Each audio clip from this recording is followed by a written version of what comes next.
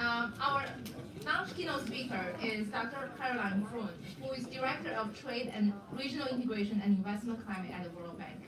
She's currently on leave from her position as Senior Fellow at the Peterson Institute for International Economics. And before that, she was Chief Economist of the MENA, Middle East and North Africa region in the World Bank.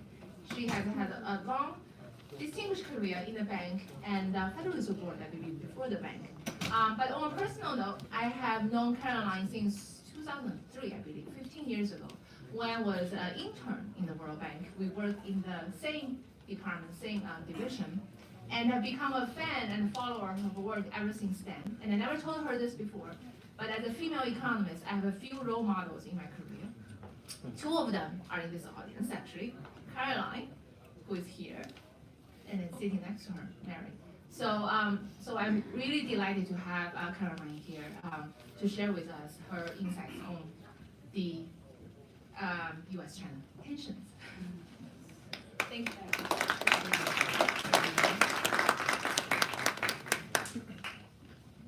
Thank you so much for that. I guess that's what's up there. I have a microphone. Thank you so much for that very kind introduction. And it's really a pleasure to be here. I would say that after the last session made me remember why I love doing research and how much I regret that I don't have that kind of time these days to go into the data in that kind of detailed way that researchers are doing to uncover causal relationships and identification. So I'm going to talk a lot more broadly than that, but about a topic we all know about, and I'm going to try and put it in some perspective about what are the risks, what's happening, why is it happening, and how can we actually move forward. So not just to complain about what's going on or worry about it, but try and be a little bit productive about how we can move forward. So the roadmap of my talk is to start with the backlash against globalization and where it really comes from and what it's kind of boiled down to in the countries where we see it. Talk a little bit about how trade interventions have changed in recent decades. So they're not the trade interventions we studied back in the days of kind of optimal tariffs and so forth. What the trade, how economists model trade agreements and what a trade war means and the risks that are coming with it, and then, as I said, how do we move forward? So let me say a few words about the backlash. The original story that we heard was this is about inequality in jobs in advanced countries.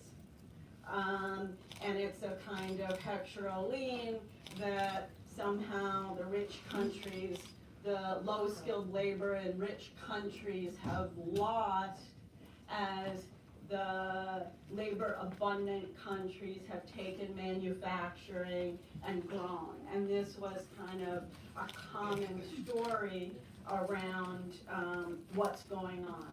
I don't think it's really the right story. And as we've seen developments, it doesn't seem to fit that well what has actually happened.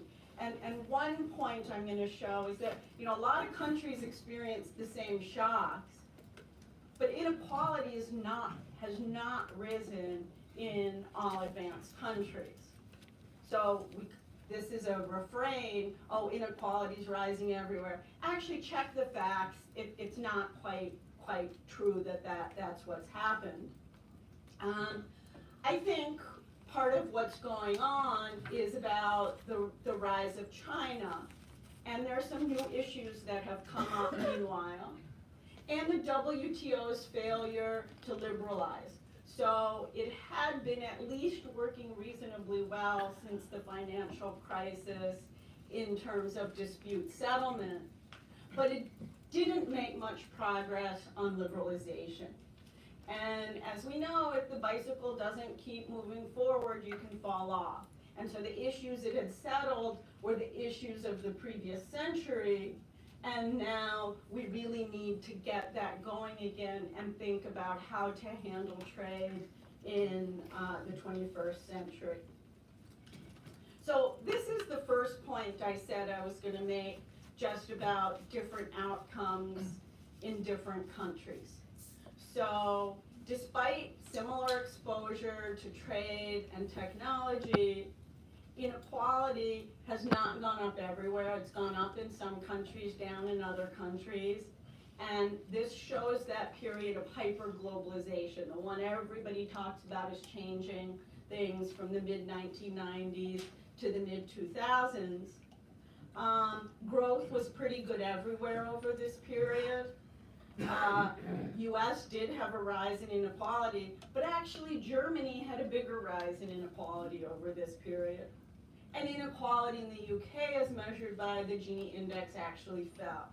So there's really diverse experiences in terms of inequality over this period, suggesting that policy is much more important as a determinant of inequality than trade or technology. The other reason it's hard to really buy that, oh, people were just getting upset, is American views on foreign trade actually improved. They were at an all-time high. So this was a question, and I don't love these kinds of surveys because, of course, question framing we know matters a lot from the behavioral literature.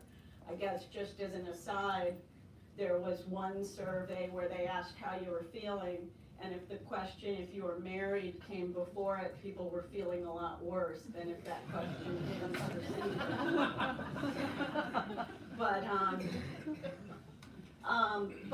But in this case, it's the same survey with the exact same wording given overall. What do you think foreign trade means for America? Do you see foreign trade more as an opportunity for growth or as a threat through imports? And it actually had improved. So it's hard to imagine that this was a big force. Doesn't mean politicians can't build up this kind of talk around trade, and that always happens. Trade is never really a positive subject around elections. But it didn't seem to be at the front of people's mind. And if you look at surveys about what people were thinking about and the topics they were concerned about, it actually was trade didn't show a big increase. Economy was about the same as years before. The things that did show a big increase were immigration and terrorism. So those were the kinds of fears people were thinking about. Trade might fit in with that, but it doesn't seem like views on foreign trade were particularly negative. The other thing that was happening around the time, of course, was the phenomenal rise of China. So this is measured in real terms, GDP at PPP, which really took off in the 2000s. So this may have changed how policymakers view the world.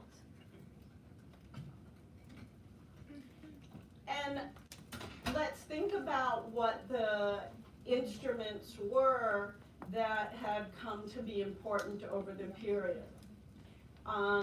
For people who follow trade, and it only started in the financial crisis, Simon Evenett started monitoring countries' implementations of new trade distortions to see if, like the Great Depression, protectionism might rise after the Great Recession.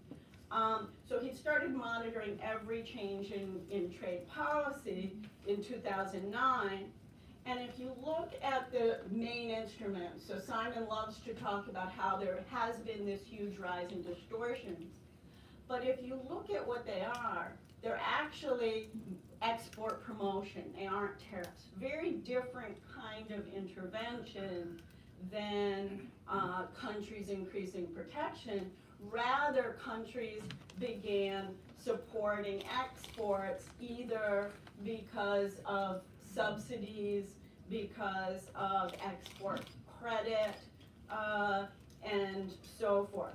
So actually, about half of these trade policy instruments were these kind of subsidies, export credits, export promotion type of distortions, not the tariffs of the years before. So let's think for a minute about the economic effects of these and then how that might affect the world economy. Usually when economists think about subsidies, they think about the negatives. So they distort trade and investment decisions because too much is flowing to the firms that are receiving these who may not be the most efficient firms, so your allocative efficiency is ruined because it's not the most productive firms that are now the biggest or the fastest growing. They can cause environmental problems, especially if we think of subsidies to energy, which are common in many countries around the world, less so now, but as energy prices go up, actually one thing we're worrying about is those subsidies coming back. It's easy to cut subsidies when energy prices fall. The real test is what do you do when energy prices go back up. And they may expand the gap between rich and poor countries if rich countries are more likely to have them because they're expensive. So this was the old story on agriculture where the US and EU and others had been intervening in the market at the expense of developing countries who could have exported many of those products. But there are some reasons you may want to have subsidies if you don't think the market's efficient on its own. So if there's some sort of externality with the product that you want to address. So maybe we think that renewables are good for other reasons because they reduce greenhouse gases and slow climate change and so forth, but each private company is only thinking about its own profit. So you may want subsidies to get that greater global good. Anything to do with education, you could argue, may have other spillovers for the economy. So there are some areas where you do want to subsidize, or you might think that it's positive to do so, or maybe to reduce inequality because of, could be on a location basis, that if industry is suffering in some location and we want to help reduce regional disparities. So the difficulty of the fact that there's a lot of really bad reasons for subsidies, a few good ones, is how do you write the rules? How do you write the rules so that we allow subsidies for industries where we want to get those positive externalities, but we prevent subsidies that will distort domestic and especially have any kind of spillovers to other countries. And this has been very difficult. So there's prohibitions in the WTO on export subsidies and on local content rules, which historically had worked well. I think more recently the local content rules, the rules around local content have not been functioning, in part because the WTO isn't as strong as it once was. And where you can see that this is an issue is that when we look at Chinese firms, and this is some work I did a few years ago with Dario Sidhu, who was working with me at the time, what we did was we looked at the Orbis data at the largest firms in the world. So we took every industry and we looked at the top 1,000 firms or 2,000 firms in that industry. And then we looked at the top 4, and we looked at things like whether that industry's concentration had risen or fallen. So in the US, we've heard a lot about rising concentration. When you look globally, which may matter in a world if we think about trade, concentration is actually falling. So what's happened is rising firms from the south have displaced some big firms from the north. And that has meant that inequality globally has fallen, kind of in the same way overall global inequality has fallen, but within country inequality has risen in some cases. So global inequality has fallen. In some sectors, what we find, in some sectors, global inequality in an industry has risen. They tend to be sectors where SOEs are the largest firms. And one of the biggest increases in this case has come from China. So we've seen this rise in industries that they've dominated. You can see these are the top 4 firms. These are cases where countries have superstar firms, so a firm in a top 4 in an industry. And we see a big increase in China's bar, which has come mainly at the expense of European firms. I mean, this is a fixed number since it's 4 firms in each industry, so it doesn't mean their firms have shrunk, just that they're not in the top 4 anymore. And if you look overall at all the large firms, only 41 Chinese firms ranked in the top 1,000 by revenue in 2006. But by 2014, Chinese companies occupied 136 of the top spots, and 70% of these were state-owned. So this was something that affected how people thought about trade. Now, I'm not saying it's right, I'm not saying it's wrong, it's just a different market structure that is going to affect how countries relate in the world economy. So, if we want to think about subsidies, this is an area where there's some interest, especially by US, Japan, and the EU, in trying to have a stronger reporting on subsidies.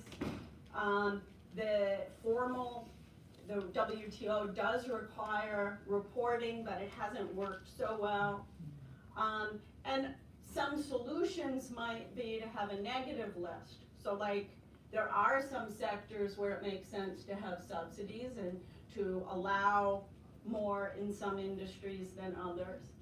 And really to start to think about how to have rules around subsidies. And this affects them too, because it's agriculture, it's manufacturing, it's services. All these industries, when there are large subsidies present, it distorts the allocation of resources, which is bad for the global economy. And this is something, as we're trying to coordinate moving forward, and that's what the World Trade System is about, we would want to see more coordination around. So now let me go to how this leads to some rising trade tensions, talking about how economists think about trade disputes and agreements, the effects of escalating tariffs, and then finally how we move forward. So economists agree free trade is best. There's one thing almost all, maybe not every single one, but almost all agree on, it's really that free trade is best. So why do we see this happen? Well, there are reasons that countries impose tariffs or subsidies. So the main one considered in the economic literature is terms of trade reasons. So if I'm a large country and I put a tariff on, I reduce demand for it, and the price of that good, my importable relative to my exportable, goes down, and that's good for me. So I get to import at a cheaper price. I raise the price of the thing I export, so I shift more income to myself. There's also imperfect competition where there may be reasons to put a tariff in order to shift profits towards those firms, or to subsidize as well, as we've seen with Boeing and Airbus. Historically, countries have needed tariffs for revenue, and we still see this in developing countries in many instances. There's one place that's easy to tax, it's at the border. It's a lot harder to tax people's income or within a country where things can happen informally. Special interests may favor certain sectors, certain relatives, so forth, and then you want to help them.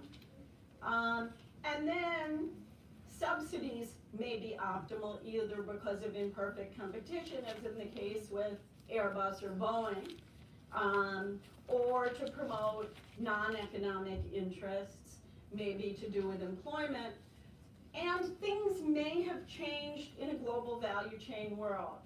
So Paul Antras and Bob Steger have a paper where they look at how GVCs might change the incentives for different types of trade policy, and GVC's global value chains might have effects because you may need one stage to get another stage. What you do here may affect there. You may need deeper integration on investor rights and things like that in order to ensure that you want to continue trading. So it might change how the type of policy you want. So when economists think about trade agreements, the way they model them is as a kind of prisoner's dilemma, where you can think of two countries, and these are just numbers just to highlight the idea of a prisoner's dilemma, but no matter what the other country does, I'm going to be better off putting tariffs if I'm a big country. Could be for terms of trade reasons. So that's the standard way it's modeled in the literature. For terms of trade reasons, if you don't put a tariff and I do, I get that big gain. If you do put a tariff and I don't, you get it, so at least my putting a tariff makes it a level playing field. So we need to cooperate. We need, just like the two prisoners need to ensure that neither one confesses, in this case, if the countries can agree both to not do any kinds of protection, everyone's better off. So the way countries do this is with a trade agreement where you say, if you don't abide, I'm going to punish you, you're going to punish me, and we're going to end up in the worst scenario forever. And if it's a repeated game, just the threat of that happening is enough to maintain cooperation, so no one ever deviates. So that's the way economists have generally thought about trade agreements as a mechanism to force countries to commit to liberalization, which is actually in both of their interests to do so. The US current administration view seems to be that China hasn't played by the rules. So because of concern over these non-traditional trade policy measures, because it's a different system, the view seems to be, oh, we're playing free trade, China's not. So then what's the strategy? Just by the economic model, one strategy could be, okay, we're going to do the same, that's the threat, and then hopefully we all get back to free trade. So, and I've heard, I'm sure others have as well, senior officials in the administration say things like tariffs are not a solution, they're a tool. So if this is the strategy, there is some economic backbone for it. The danger is that you really get into this bad equilibrium forever, and it's such a risky strategy. And so that's what makes everybody so nervous, is it could really make things much worse off. And it's something that we're very concerned about, and I think everyone is. Where is this going? Is there an end in sight? And so one thing we've done is used a CGE model, the linkage model. It's a multi-regional, multi-sector, global dynamic computable general equilibrium model to look at what would happen in various scenarios of trade tariff escalation. And these are kind of medium-term estimates. I don't think of them as long-term or as short-term because we allow substitution from, if there's tariffs on one country, we allow substitution so imports from another country can come in, which might not happen right away. We also allow mobility of workers, but capital's only partially mobile. So it's kind of a medium-term, three-year or so estimate, not what would happen right away. Right away, it would be much more costly than this even because that kind of substitution reduces the costs of tariffs. So we have three scenarios. The scenario of each country doing 50 billion, and then the scenario 2, this work was done before we're in currently kind of a more mid-period escalation than this, just tariffs on everything from both sides. And then scenario 3, where there's a negative shock to investment. And the current recovery in global growth has really been driven by investment. So for a long term after the financial crisis, global investment slowed. It's finally picking up. Global growth is strong. But what do investors do if they aren't really sure about market access? They aren't really sure what kind of effects this is going to happen. They wait. That's what investors do when there's uncertainty. They wait. And if investors continue to wait, this whole rebound could disappear. So these are the three scenarios we considered. And what do we find? We find that the two countries that engage in the trade dispute lose the most because they're the ones where consumers have to pay more. They're the countries where they lose some export market. So the two countries with tariffs lose. In the case where there's no shock to investment, the rest of the world actually gains a little bit. And this is because they can displace China in the US, and they can displace US and China. So trade diversion works in the favor of other countries. But if investor confidence is shocked, and I think there are reasons to seriously worry about this, even as we've seen with gyrations in financial markets and so forth, everybody loses. This is when global growth really slows. And it's, it really is something to worry about in the current scenario where we're sort of, the global economy is coming back. And so this is a very, very risky strategy in order to change the system. So how do we move forward? One thing that's needed is more clarity around US demands.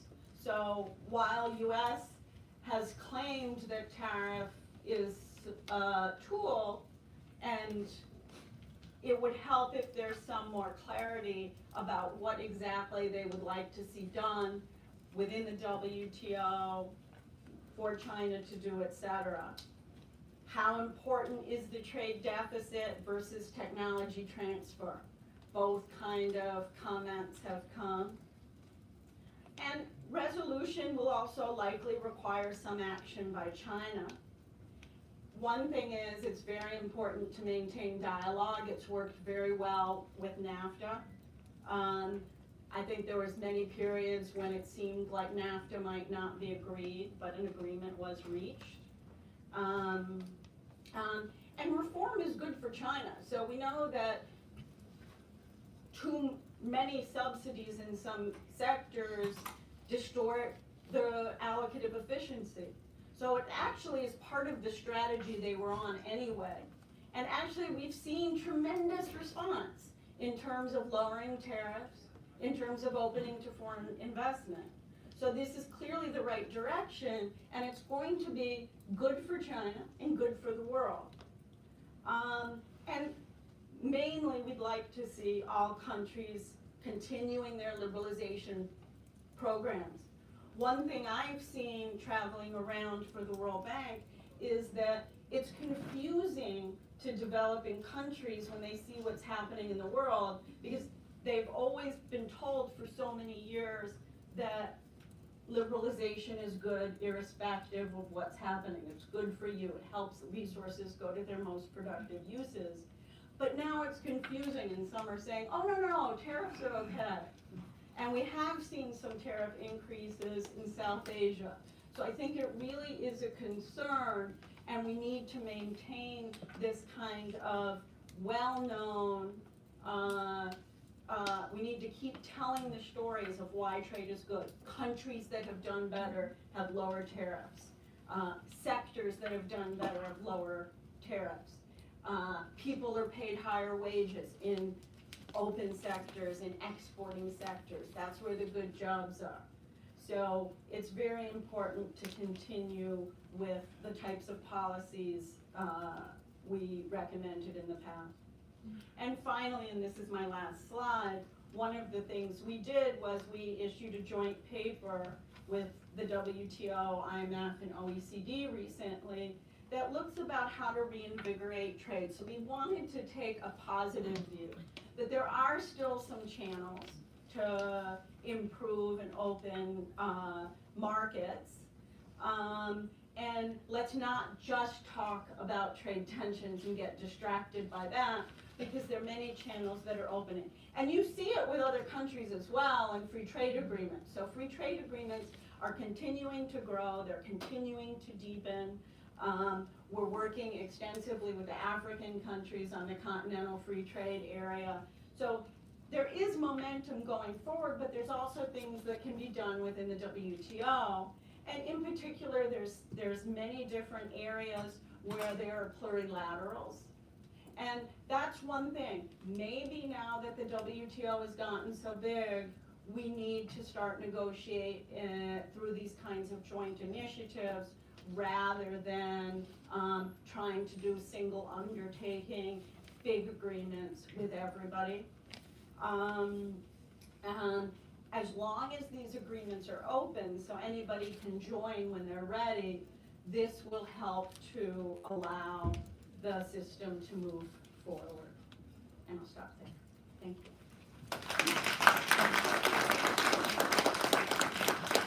Now we'll open the floor to Q&A questions.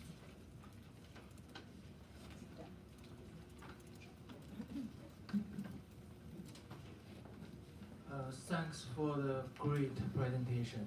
I have two questions. The first question is that China has subsidies to its companies. There are many kinds of subsidies. Some subsidy going to the industries, and some subsidy is given to the companies by local government. But also that US, Japan, or any other country have subsidy to the industry, like solar energy or electricity cars.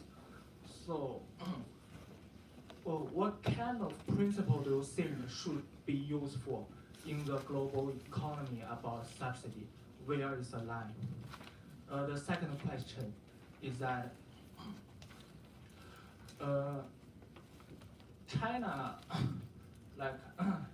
so China now is very confused about what actions or what request US is asking. Because under Trump's administration, it seems like China wants to negotiate. And also under the pressure of US, China has already opened and continue opening to the world. Like now, the foreign companies can control the financial companies or automobile industries. But it seems like US don't want to negotiate exactly about what do they want. So it's very confusing. what really they want to achieve in the negotiation. Thank you. Maybe we'll gather a couple of questions, so Caroline can respond together, or? Oh. Yeah, hi, Bill Jones from Executive Intelligence Review. Caroline, I'd just like to take issue with one of the assumptions that you seem to be saying, that the rise of China somehow has to do with this growing alienation or reaction against globalization. I think that's not quite accurate. China, of course, is being scapegoated for that and is being done so quite effectively, but it wasn't the cause of the problem. Because if you look back, the reason why people today, why you have to have 3 people in the family having a job in order to support the family, why you have kids having to live at home until they're 30 years old, has to do with the discrepancies, I think, between the financial system and the productive economy. And it's been going on for decades. That what has happened is, according to traditional economic theory, your financial system is there in order to promote the expansion of production. But if you look what's happened over the last 40 years, financial system has taken off at the same time as production has been going down, and it has a life of its own. And it's growing, it's getting bigger and bigger. And 2008, I think, was a call to people that now it's come to a point where it's going to be a crisis. And what did we do during this crisis? Did we try and eliminate a lot of this fictitious stuff like derivatives and over-the-counter derivatives and things that really create fictitious capital? No, what we did is that we bailed out those who were in trouble financially. So you had Bernie Madoff went to jail, but everybody else went to work in Wall Street with their bonuses. And unless that is done, you're going to have this problem regardless of what happens in this trade situation. And if you look what's going on in the U.S., even Trump, I mean, he played this immigration card, cleverly, also a wedge issue. But he also talked about Glass-Steagall, control of finances. And you see this also in the European situation, in Italy and Portugal. They want bank separation. They want commercial banks separated from the casino economy. And that really is the cause, I think, of this alienation, because it's taken away from people who had their jobs and given them. So do you want to comment on it? Because I think China is really a red herring in one respect. Let me start with the second question first. I was not at all trying to say that China was the cause, or that I agree with very much of what you said. I think the point I was making was that this is the way it has been viewed and used, very much in line with what you were saying, by some in what the current economic conditions, in line with what's happened here, have been used to tackle a different issue. And I think it's what I'm trying to get across is similar to what you are saying. What I would like to comment on is the point you made, which I would call, and it was something I was trying to get going a few years ago, it's not trade, it's finance. And I agree with that. One of the research projects I did was looking around the world at how the richest people in the world made their money. And the reason to do that is to think what activities are most well rewarded in a country tells you something about the incentives there and how resources are being directed.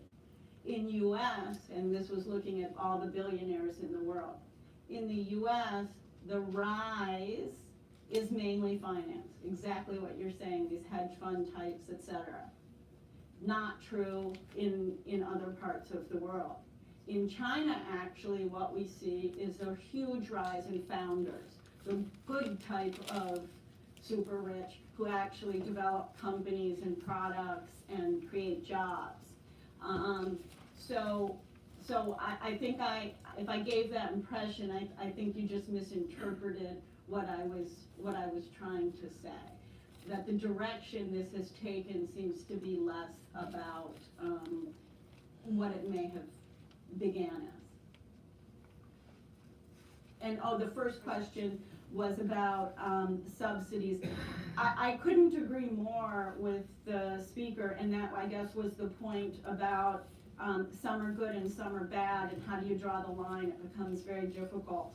So that's where there is this concept of competitive neutrality, and I think I'm probably not the one, but I think experts are thinking about this. And what you really want is a system where countries have enough sovereignty to subsidize the things they care about, but there's enough cooperation so that subsidies don't hurt the competitiveness of firms in other countries. And I think there must be a way to come to some kind of rules around that. I'm sure they're not going to be perfect, no rules are. But my concern is if we don't, things could fall apart. I think it's a very important issue. And I think it's something that's long overdue on agriculture, where really it's the developing countries who've been most affected by rich country policies. And a point we've made repeatedly over the years at the World Bank, we used to have a statistic that the cows, I don't know if this is still true, but the cows in Europe could fly around the world first class on the subsidies that they were given. So.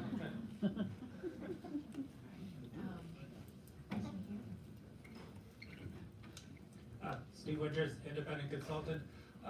You mentioned some aspects of the administration policy, but as I understand it, one of their ideas is to try and reorient global supply chains so that as part of reintroducing manufacturing back into the U.S. And probably reorienting some of those chains away from factory floor of the world in China. How do you see a concept of that is fitting into a concept of globalization? I will get another question. Nancy. Hi, thanks for your presentation.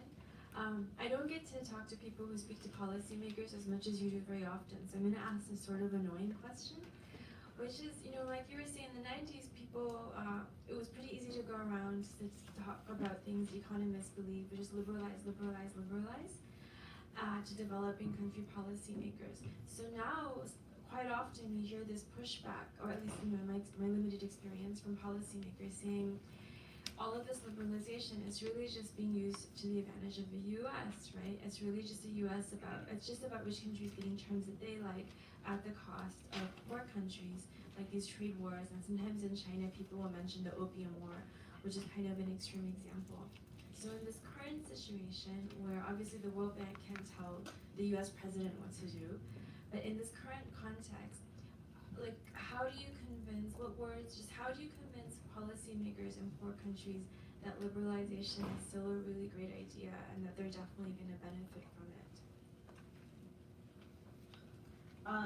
So, one thing we pride ourselves on is evidence-based policy advice. And so we just provide the evidence. So if you look at the countries where per capita incomes have risen, they're countries that have opened up. If you look at the incomes of people, they tend to be higher in the exporting sectors. They tend to be higher in multinational firms. So the best way is just through talking about the evidence. And we understand that countries have political constraints, but they also want to grow. And so I think that point gets through. The other thing I'd say that we're increasingly looking at is the distributional consequences of trade policy as well as trade liberalization.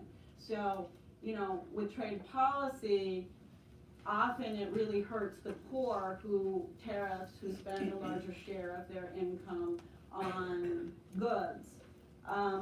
so that's another way of showing that by reducing tariffs, especially on certain products, you can do well by the poor. But then to consider that if you do liberalize, we've started doing analysis to see who's gonna get hurt and prepare for it with either social policies that support people or social policies that support locations that may be very intensive in certain industries. So I think, the best we can do is keep gathering the data, keep creating the evidence, and work with the facts. And then there was a question about global supply chains. Our upcoming WDR, the World Development Report, the flagship report of the bank, is going to be on global supply chains.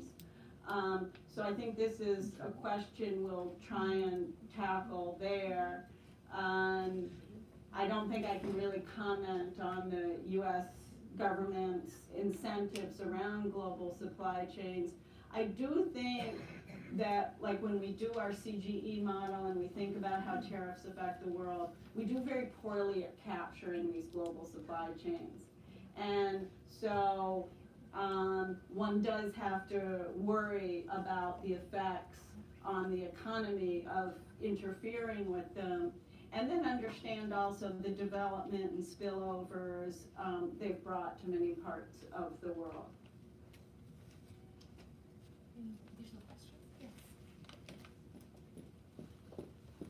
Hi, hello, my name is Ning, I'm a GW alumnus. Very fascinating presentation. My question is that in addition to tariff and subsidy, market access or the lack of it is also a contributor to trade imbalance, economic tensions.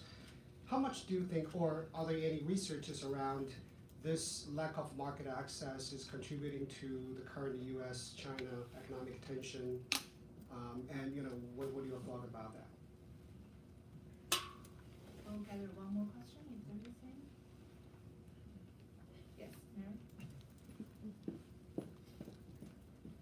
So I guess this is a little bit about the future, but as we look forward to types of industries that were featured in Made in China 2025, so industries that make heavy use of artificial intelligence or machine learning or heavily dependent on global supply chains, electronics, we see a movement to be concerned about security. And so we're seeing an increasing kind of militarization, I think, of the dialogue, where we see the U.S.-China trade relationship increasingly viewed as a security threat.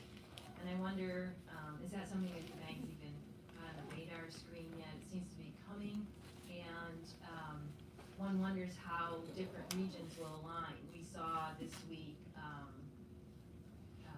Tim Cook from Apple talking about the need for data standards, data privacy standards within the United States, and aligning himself with the EU standards. And just wondering if we'll see a decoupling or bifurcation of the world for those issues. On the first question, I think the most important point to remember is that the trade balance is a macro phenomenon. It's not caused by market access. So, you can, a country spends on the things it buys, it wants to consume and invest, and then produces. Just like your bank account, if you spend more than you produce, you're going to have a deficit, and that's why a country would have a deficit with the rest of the world, not because of market access. So, so the trade balance is much more associated with the fiscal balance, for example, where if a government is spending a lot and not taking enough in revenues, then some of that's going to be spent on imports. So, so I do think there's still a market access agenda, and that's why we talked about in the IMF, World Bank, WTO, OECD joint paper about many ways we can still open up, especially on many of the new type areas around digital and so forth. So market access is still very much on the agenda, but it's really about expanding trade which is different from thinking about the trade balance, which is a macro phenomenon. So I would separate those two. They can affect by market access, could affect bilateral, but it would affect bilateral trade primarily. Then in terms of the security question, it's not really on our agenda now. I think if it heats up, it might be in the sense of analyzing how it would affect developing countries. And one thing we're really focusing on is there still an industrialization, manufacturing, export-led growth path, or is that gone? And it could be gone because of security and protectionism. It could be gone because of automation. So there's reasons that path may be premature industrialization. There are reasons that path may be harder than in the past, but that's the angle we would take on it.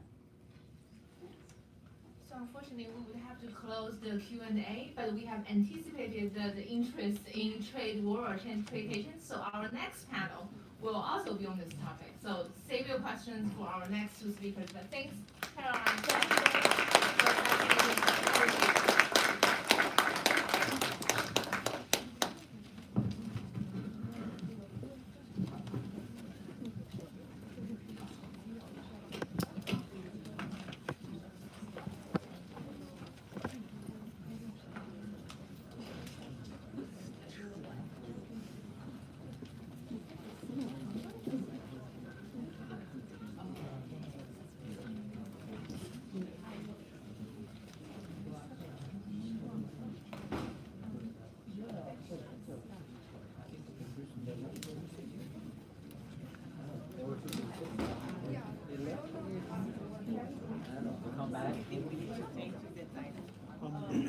I will move it now, and then I will move out of the person.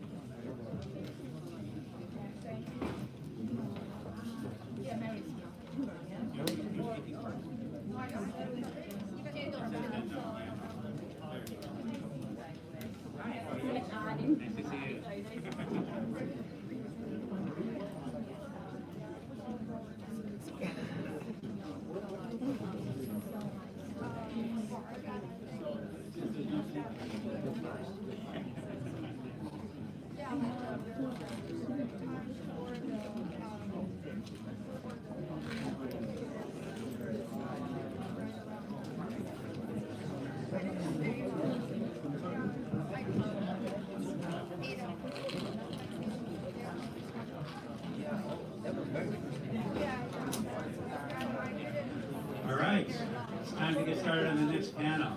Hello everyone, my name is Steve Saranovic. I'm a member of the IEP, and I'm here to introduce a very provocative title or topic, which is the myth of the US-China trade war.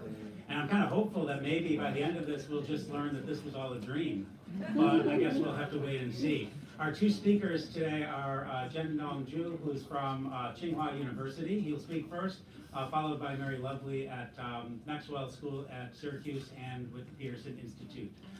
So turn it over to you. Thank you, Steve.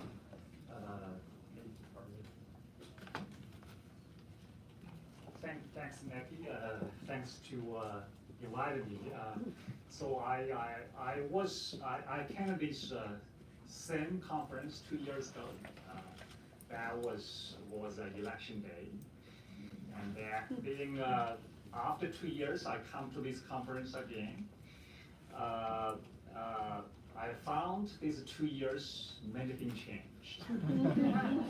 So I was so feel so different. And one thing I feel very different is interesting because I'm a trade economist, and thanks to Mr. Trump to make my job much more important. So that's also a very interesting phenomenon. Here it's asked me to discuss about the U.S.-China trade relations, and because Maggie told me as in the program, I'm the only professor come from mainland China, so But let me try to claim. So I'm a professor, so I do not represent Tsinghua University. Nevertheless, I definitely not represent China. So that although I come from China, I only represent myself to explain as a professor and so what's the observations to current situations, which. Well, I currently, yes, I'm working in Tsinghua University. We have a team which started 2 or 3 years ago, it's even a bit longer time. It's from there are several people, and some people are from the Tsinghua University, some people are from the Columbia University. So here, I will come back to the title. Title we say is so-called Asian Community and a Tripolar Global Economic Governance. So I think it's a good time to talk about the what's a global governance. Actually, I try to talk about 3 things. The first is the US-China trade disputes and the long-range growth. So that's first. I use one diagram to explain so what's my understanding. The second of all, I try to explain what's the facts we observe in so-called structural changes in globalizations. So that's also one or 2 diagrams. Then, well, I feel it's very hard to discuss what's going on now. What happened in the near future about US-China. So instead, why don't I talk about 40 years later? So I think it's much easier for me to talk about what happens in 40 years later, what's the ideal global governance. So in that sense, I would work on a theoretical model. So if there were a world social planner, what would be the optimal global governance systems? So that would be 3 parts of my presentation. So each probably take about 6 or 7 minutes. Okay, so now let me talk about US-China trade disputes.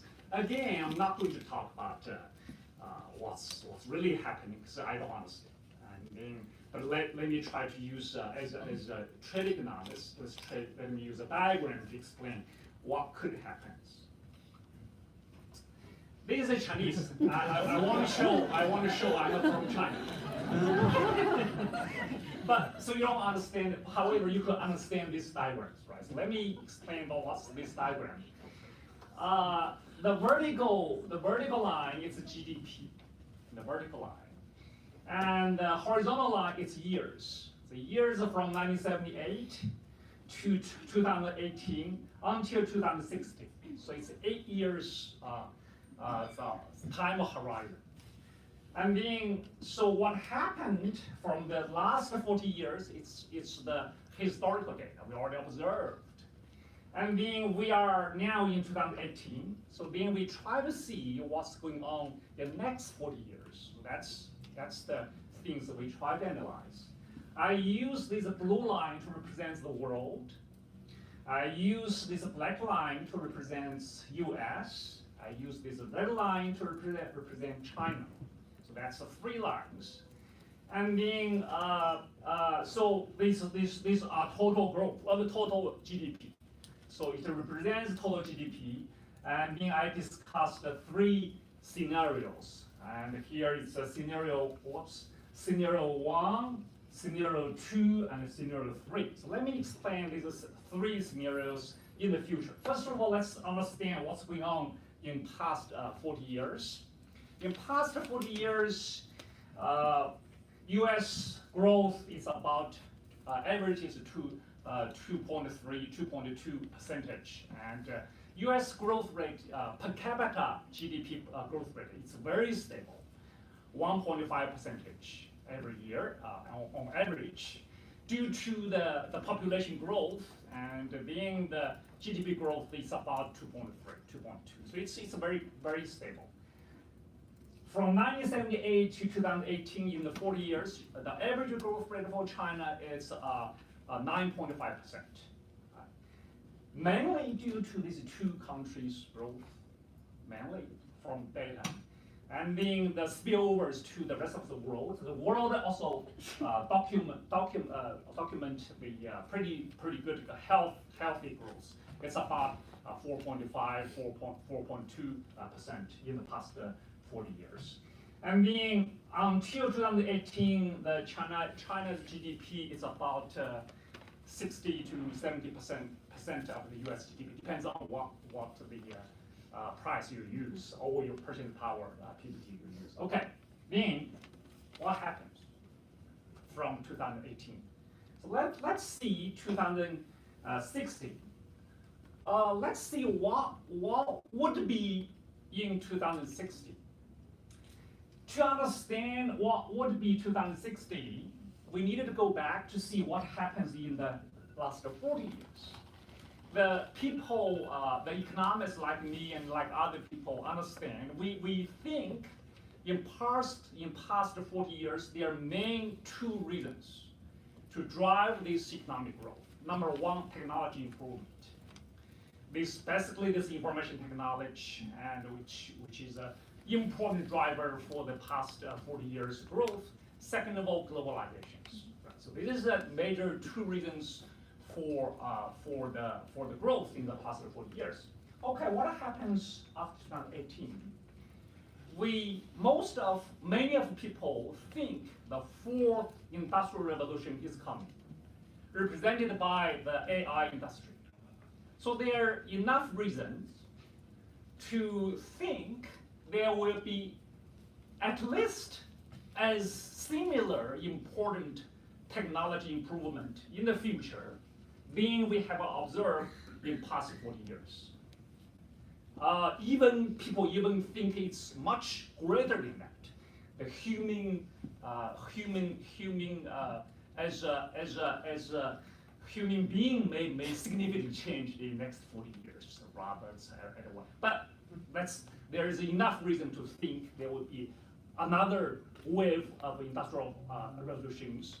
And so we know next 40 years, they are an important driver for in the technology. Suppose the globalization will continue. Suppose, then I would assume the growth patterns will be similar as last 40 years. So then there will be several things are going to happen. First of all, US will be just like before. Per capita GDP would grow in 1.5%, and GDP will grow about 2.3%. So I use the same line to represent the US. Second of all, China will continue to grow. However, China will grow at a slower rate. It was 9.5%, but then due to so-called convergence effect, which means as the per capita GDP for China to become similar to that, closer to that of the US, then the growth rate for China will be declined, right? So what we can assume, they're about 42 years later. So we assume there is a convergence effect. The convergence effect means we assume in 2060 the per capita, let me emphasize, per capita GDP in China is about 60% to 70% to 80% of the US. Right now, China's per capita GDP is less than 20%. It's about 17% of the US per capita GDP. And so so let's assume in this way. Let's assume this way. Then, if that's the case, if we assume 2060, China's GDP, per capita GDP is about 60%, 70, 80% of the US, due to convergence effects, just because China has a much larger population. Now it's more than 4 times. In 2060, it's about 3 times, even more than 3 times than US. Then in that time, the China's GDP 2060 would be about 2.5 and 2.8 times the US. So China will become the largest economy in the world. And if nothing happens, now China is about 70% of the US size, and then around 2025 or 2028, depends on what's your calculation. China's size will be similar to US, and then in 2060, China's size would be 2.5 times the US. So that is the first scenario. And largely we think 42 years later, the fourth industrial revolution will complete. We will have, although we have this artificial intelligence everywhere, right? So you can buy, probably I can buy several robots with me, and when I'm getting old, I can buy several robots to take care of me. So that's a very good life, and then the rest of the world all become much better. So second thing we observed is also right. However, we also observe, because China's size is about 2.5 in the US, then we would think the dominant position of the US in world economy, in world trade, in world governance will change. The world will change to a different global governance system. The reason is just because there's too little population in space. China has a 3 times population than US. India has probably even larger population than US. If you assume convergence effect, I mean, this size of a country is largely depends on their population. So the question for me to ask is, will US agree with that kind of trend? Will US support this kind of trend? Will US actually just wanted to see the next 40 years were similar to what 40 years we call a golden growth path in the last 40 years? Okay, so that's a question.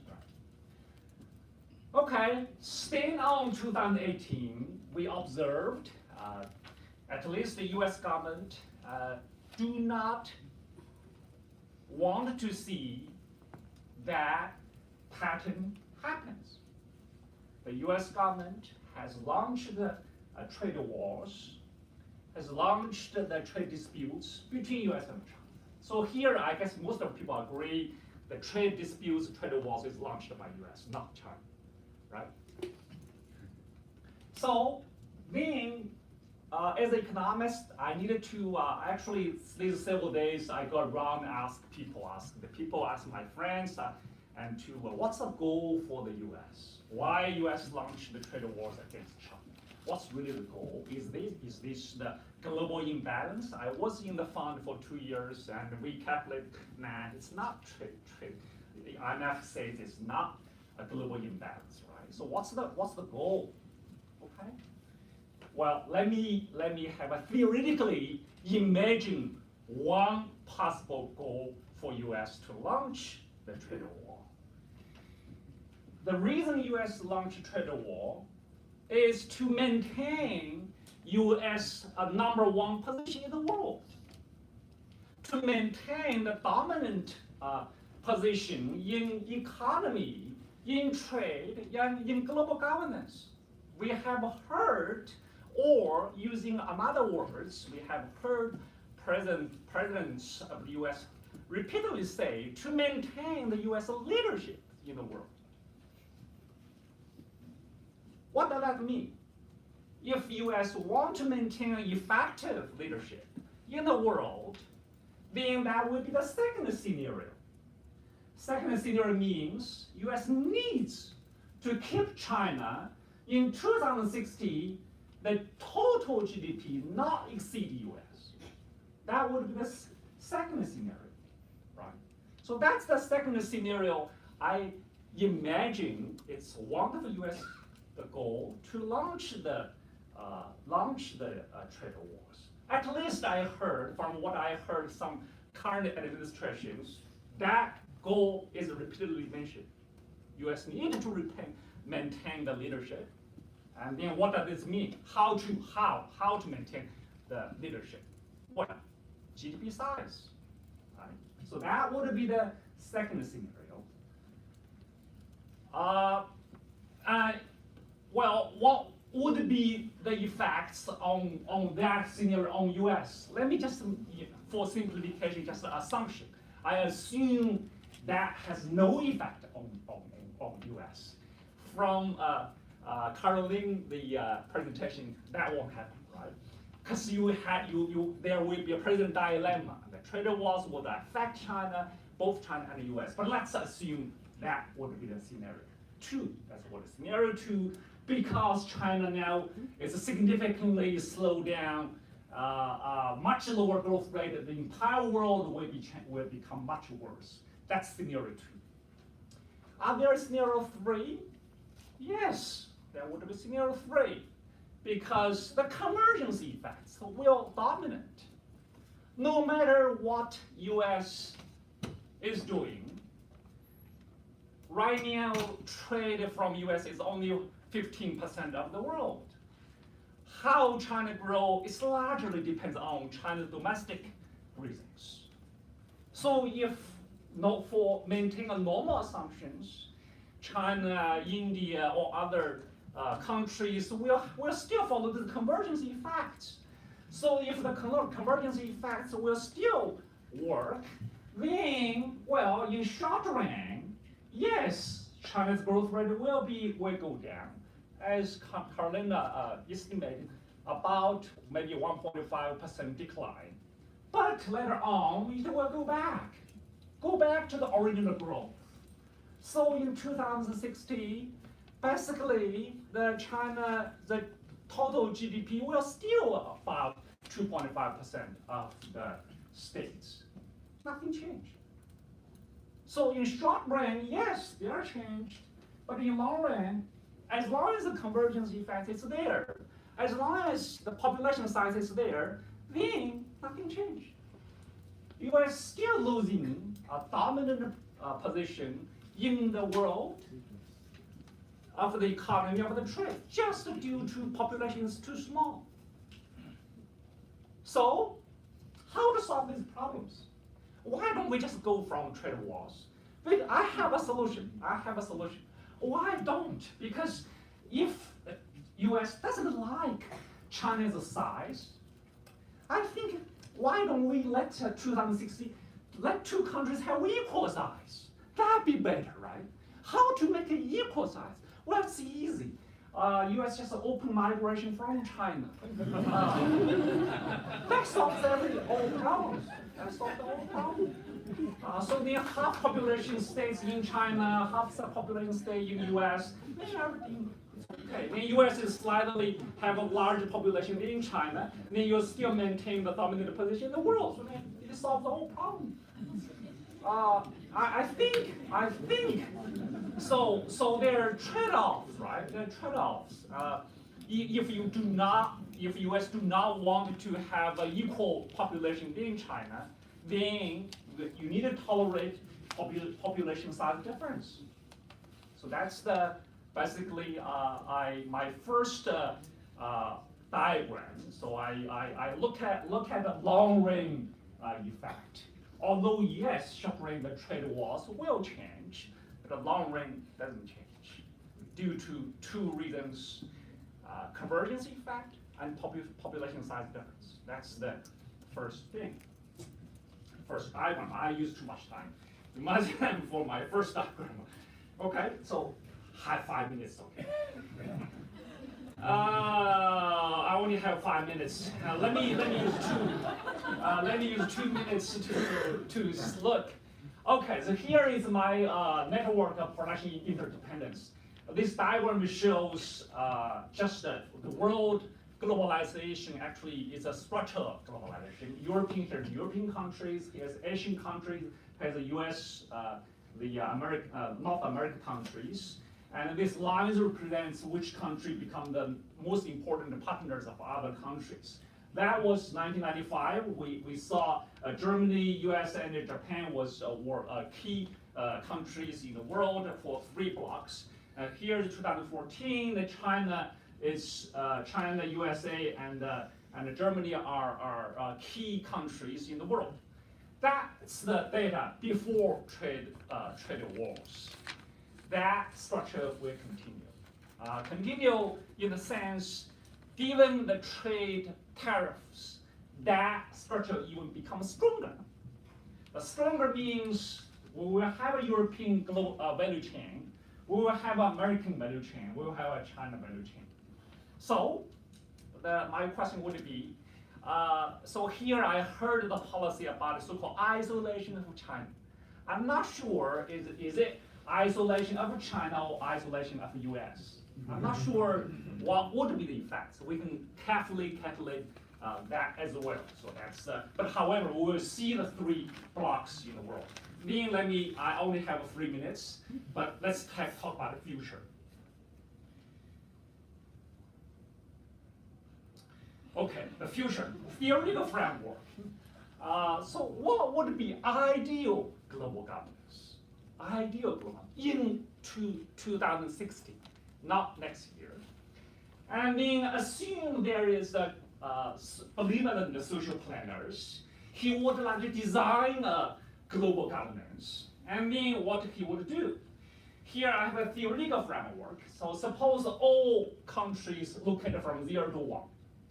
Each point represents preference. So then the global governance, it's represented in the half because it's the shortest, it's the best location for this diversified people. So this is the world governance, this is the world governance. Then we could have a regional blocks. Regional blocks is here. So then my question are 2. Suppose we have, first of all, how many regional blocks do we have? Number 1. Number 2, I assume the global governance means public service, public goods provisions. The public goods A, and actually the public goods, I assume public goods actually using A to represent. A is smaller A means people are the preference difference does not matter. The larger A means the preference difference means a lot. Okay. So then I get 2 results. So here, given my time, I don't have much time. So okay, so here we can compare these 2 things. We can compare. Here N means number of blocks, and then here NK means administration costs of blocks. Each block, like NAFTA, like EU, the administration cost is K. Here N is number of blocks. Larger number of blocks, you have larger administration cost. However, the preference difference loss will be smaller. And globally, this administration cost is high, like a WTO now doesn't work. But then there is no gain for the preference difference. And then you can clearly get 1 result if the people can tolerate the preference differences. And which means A is small, from 0 to A star, then these public goods should be provided by global governance, like climate change, nuclear weapons, all affect globally, it should be provided by the global governance. And then, so from the A star to A bar, we got these regional issues like the infrastructure and these regional trade things. And then that should be provided by regional blocks, like Asian regional block, and then the European regional block, and the NAFTA. So that's regional blocks. Then we can have a results. One important results we have says so-called complementarity principles. which I think is interesting. I have these results. If the number of blocks increase, then there should be more public service provided by global governments, which basically I can show both global governance and the regional governance should complement together, And so being in the future, let's say in the 40 years later, so what's my imagination for the global governance? That would be, I call tripolar global governance. There will be regional blocks, there will be global governance like WTO, and the global governance will take care of the global issues like climate change, and the regional blocks will take care of regional issues. And so China, US, and the European Union, and India will all live together and then enjoy together and cooperate together. I think that would be whatever would happen in the next few years. In the next 40 years later, we will observe that. That's finish my presentation. Thank you.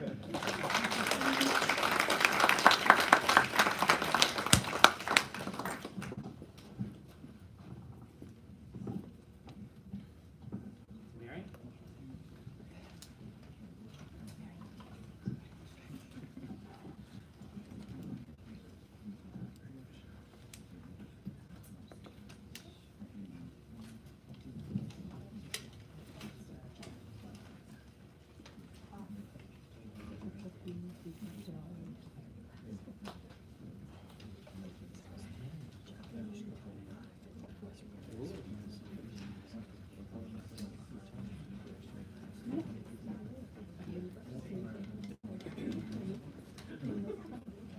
Okay.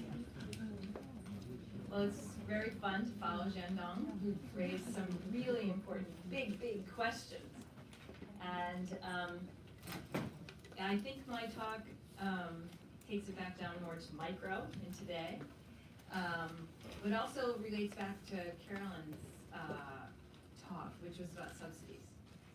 So my paper is really looking at a subsidy, a form of subsidies that I think have kind of snuck under the radar, but actually had a big influence, which is subsidies to FDI. I'm going to try to explain the motivation, and I hope I'll be able to relate it also to some of these bigger questions that Jiandong raised. This is joint work with a former student of mine, Yan Liang. I should have changed this. He's now at San Diego State University. I'm very happy to say he's enjoying California weather. And Hong Chang, who was my China Scholar student for 18 months, and it was a wonderful experience.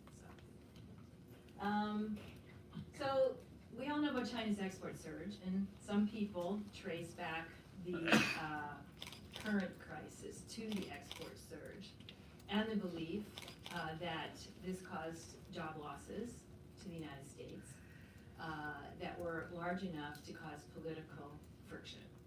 They were geographically concentrated, they were in industries that may have had special significance, they were certainly geographically concentrated enough in enough important districts to make it important for election outcomes. So that's the idea that China's export surge between its accession to the WTO and the global financial crisis was an important impetus for the frictions and conflicts that we see today. So China's export did surge. They rose from 57 billion in 2001 to 250 billion by 2008. And the export growth was highly concentrated by industries. Now, if we think back to the most well-known discussion of the export surge, it's certainly occurred on Hansen and the China shock, which is an entire cottage industry by now. And they argue that the that the export surge was due to China's productivity growth. So they really located in Chinese domestic firms, and that is important for them, both as far as their narrative, but also technically for the construction of their instrumental variables. So how they treat it, how they actually do the work. So it had both a worldview and an econometric rationale. If you look at the job losses that they find, 50% are concentrated in 3 sectors.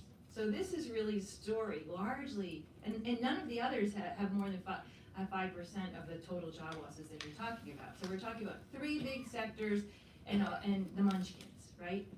So what are those sectors? Well, number one is, guess, electronics, right? This is a story of 3 sectors, largely. The other is machinery, right? So these are sectors, and what do we know about those sectors? Those sectors are ones where global value chains exploded. So this is the play without the prince, in a sense, talking about Hamlet. Where are global value chains? Where is foreign investment? Because that is key to understanding what happened to the global economy between 2001 and 2007, in my opinion. So exports surged in sectors where foreign invested enterprises account for a very large share of exports. For exports of electronics to the United States, 70% of those exports are originating in foreign invested enterprises operating in China. So those foreign invested enterprises may be from Hong Kong, they may be from Macau, they may be from Taiwan, they may be from Korea, they may be from Japan, they may be even from the United States, although that's a very small share. So foreign invested enterprises, that is foreign investment, is mediating the majority of trade in these key sectors that we look at as drivers of conflict.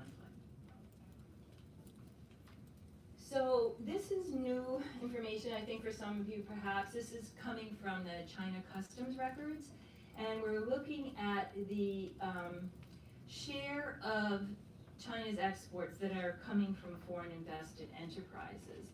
And what you see is that, is this actually, whoops, sorry, oh, that's not the right one. I don't know if do we have a pointer? Yeah, there we go. It doesn't work here. Okay, hence the strolling that I've seen so far. Okay, when you look back at 2000, you see that the exports to the United States were always more heavily mediated by foreign invested enterprises. And that's partly reflecting the composition of exports to the United States. By 2004 and 2009, those shares rose dramatically.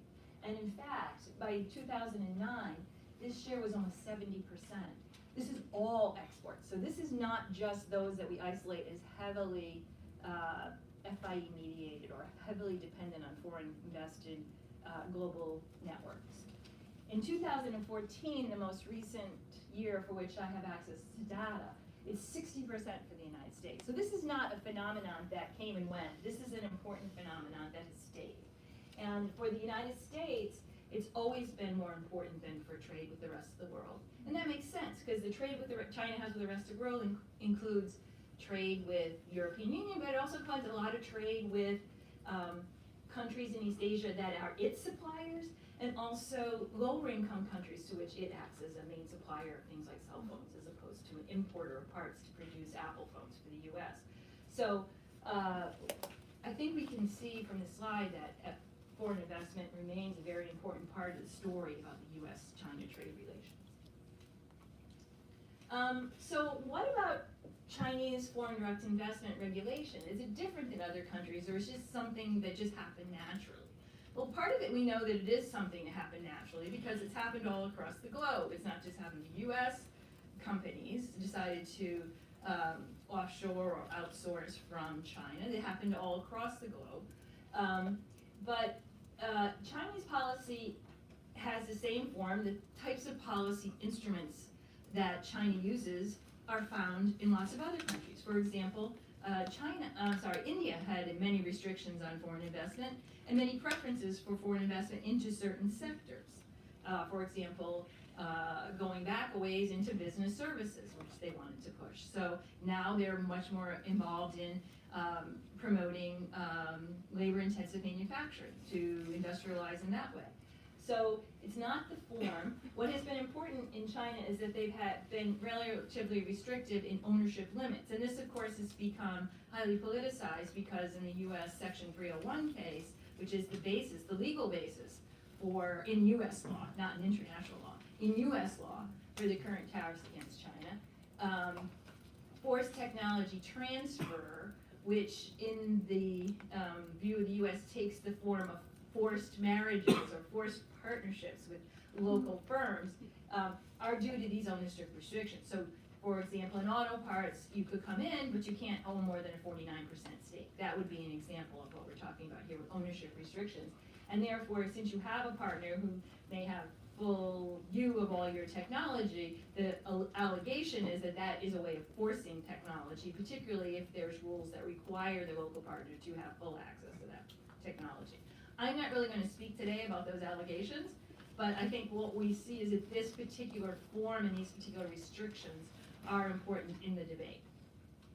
Now, are there any disciplines that are imposed by the WTO? And Caroline mentioned in her talk that rules on subsidies there are rules in the WTO, but they're vague, and they omit a lot of different types of subsidies that could be applied. So one of the things is that WTO members agree not to impose trade-related investment measures, and investment restrictions on ownership shares are not trade-related investment measures necessarily. China had separate accession agreements with several countries, and in its accession agreement with the United States, it specifically states that they're not to condition investment approval on tech transfer.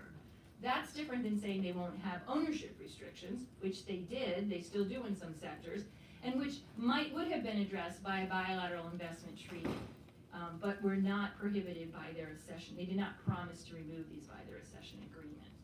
So it's different, right? And it's always fun to read legalese. I hope I have some lawyers in the audience that I've insulted. No? Okay. All right, now why do we care? We care because China is so big and it receives so much foreign investment. So there are lots of other countries that also do this, so, why pick on this guy? And of course the answer is always size and the use of the foreign investment. So China receives larger FDI flows than any other developing country, and it exports more from those FIEs than any other country. So how does China limit ownership shares? And there's a thing called the category of guidance for foreign investment, and it categorizes sectors by openness to investment.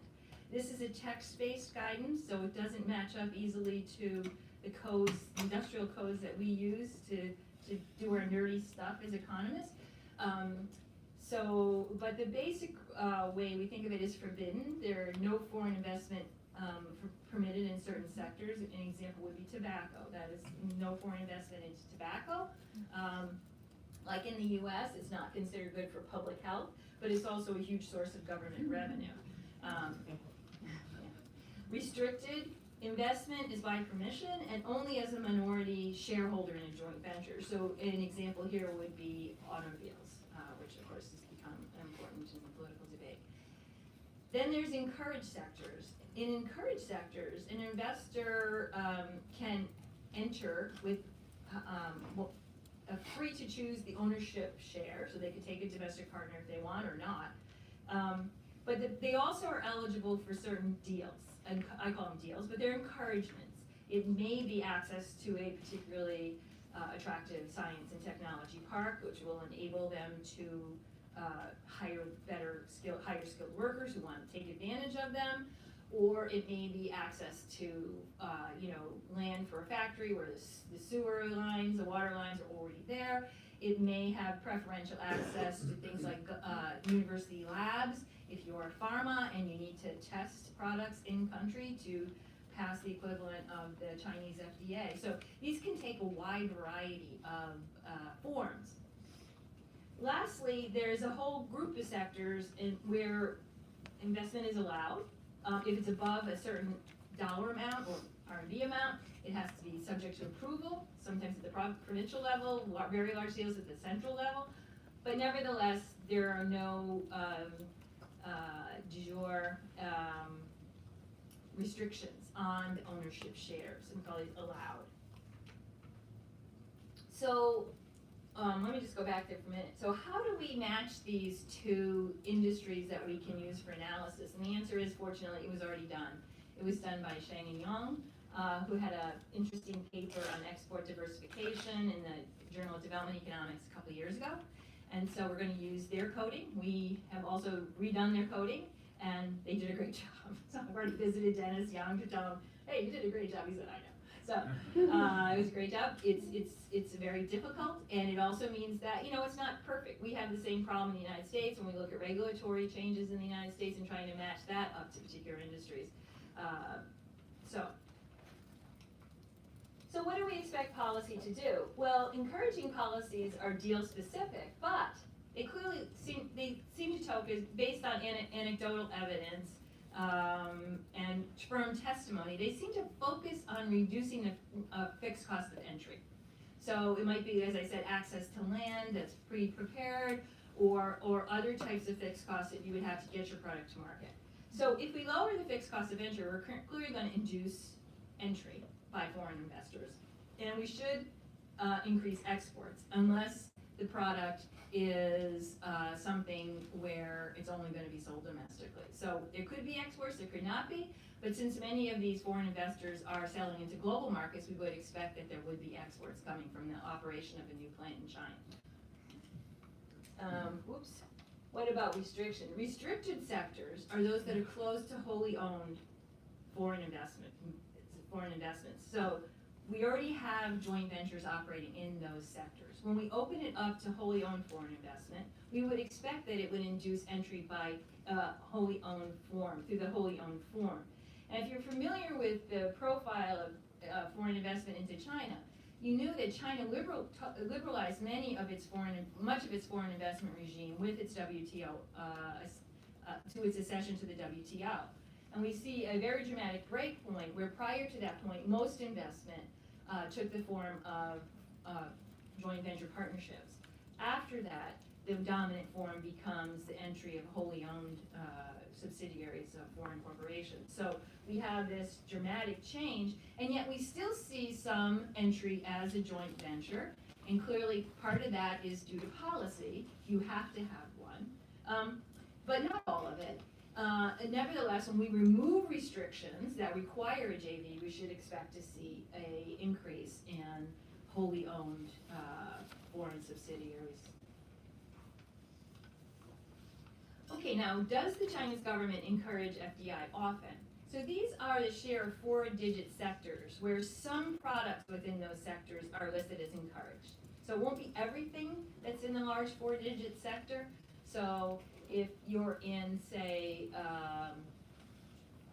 automobiles, it could be some section in auto parts, say electronics, as opposed, it doesn't have to be,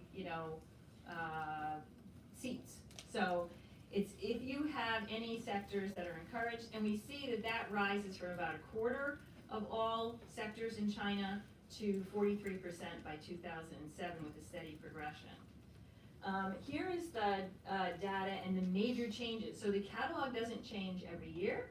It changes at discrete points in time. And we see a general trend toward liberalization. So prior to WTO accession, about 25% of sectors were encouraged, and about 15% of sectors were ones where wholly owned foreign investment was not allowed. By 2010, 43% of sectors are encouraged, and only about 7% of sectors have products within them where entering as a wholly owned subsidiary is not allowed. So a very dramatic liberalization trend. Now, which sectors are these might be of interest to you. And so we divided all the 480 4-digit Chinese industrial sectors up into 3 broad groups. One is what I call high tech.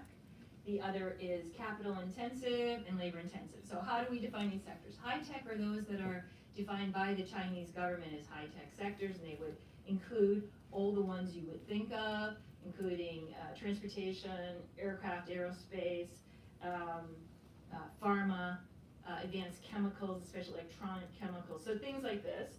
And they're in the blue line, the high-tech sector. And you see that they've always been, as a group, the share of those sectors that are encouraged has always been higher than either of the other 2 sectors. The other 2 sectors, we just look at capital labor ratios, pick those above the median, and to call them capital intensive below the median, in the capital labor is labor intensive. And you can see that all 3 groups were liberalized in the sense that, not liberalized, I would say encouraged, after 2001, that is with this session. It was also a revision of the catalog on foreign investment, and they were further liberalized in 2007.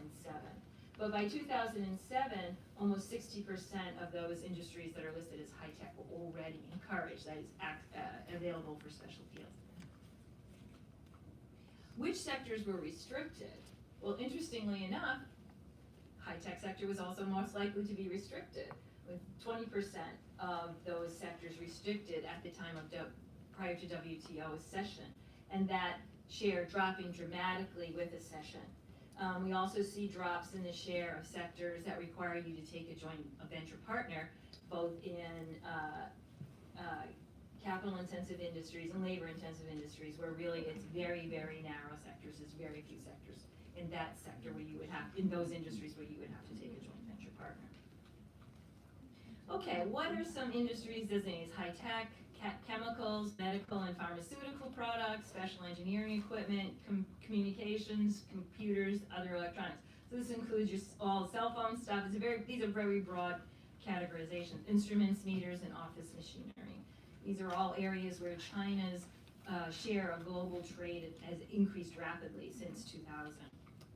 Okay, what do we do with what we've assembled? So we want to ask, does foreign investment activity change when a sector is encouraged or restricted? We're really interested in the removal of restrictions. So as I said before, I think there's some policy changes out there that are flying under the radar, and these are the FDI subsidization. And what I want to know is, when Chinese policies change, how much of a bang do they get for their buck? Do they get a lot of entry, and do we see that changing the volume of exports?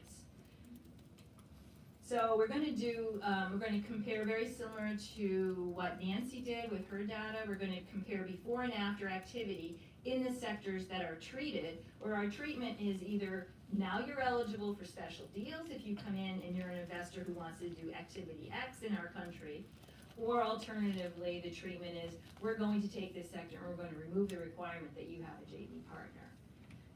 And we're going to compare those to industries where there's no policy change, which is this large set of industries where foreign investment is simply allowed. There's no entry mode restrictions.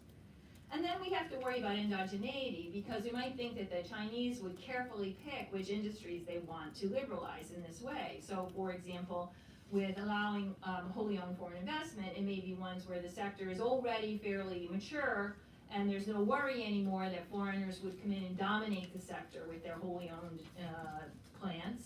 And so we need to worry that they're picking sectors where exports are already ready to explode, that the sector is mature, that the Chinese no longer have to fear dominance by foreign investors. So to do that, we're going to do what's called a triple diff. We're going to compare entry and exporting patterns in industries that are foreign invested, treated industries to domestic firms in that industry. Because if this story is true, we should see exports growing from both foreign invested enterprises and domestic enterprises. And we should be seeing entry by both foreign investors and domestic. Did I miss anything I wanted to say there? I might have. We'll come back always in good thing. Yeah, so we're going to compare before and after for foreign firms who are treated to before and after for domestic firms who technically should not be treated because the law said they're not eligible for these special benefits when they come in. Lastly, we want to guard against the fact that there may be other things that are going on. And in the literature, we've already had a lot of explanations for the export surge. In particular, we're going to be looking at the granting of permanent normal trade relations by the United States. And this, of course, is something that's already been shown in the literature to have induced entry and exports and job losses into the United States with a series of papers by Kyle Hanley and Nunu Lamau on the one hand, and then Justin Pierce and Peter Schott on the other. So we're going to want to control for that. We're going to want to control for other things that have also been shown, particularly by Rod Feenstra and a set of co-authors, which include changes in tariffs in China. Okay, so which activities do we expect to be influenced by policy? And could we pick up? Would be entry by new foreign enterprises. We should see more entry. We should see more entry of firms that export, so exporter entry. And we should be seeing changes in the export volume. Work that we're doing now using actually China customs records is looking at the intensity of existing relationships. Do they export more in relationships they already have?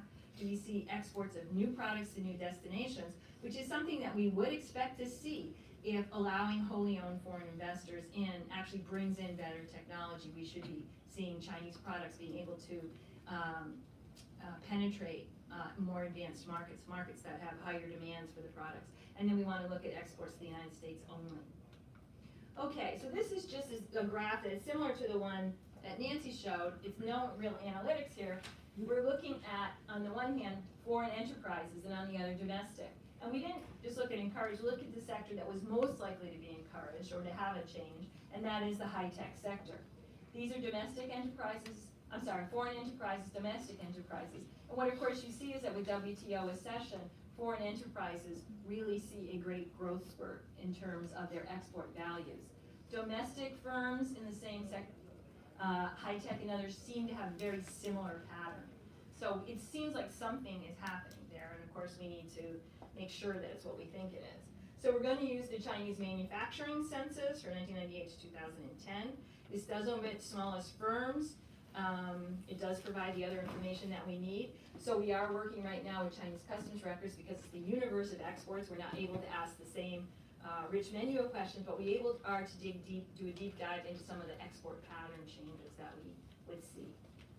Okay, so just some pictures, because I'm running out of time, says that mean old guy named Steve in the back. But if you look at so here what we do is we just take as zero the year that the policy has changed.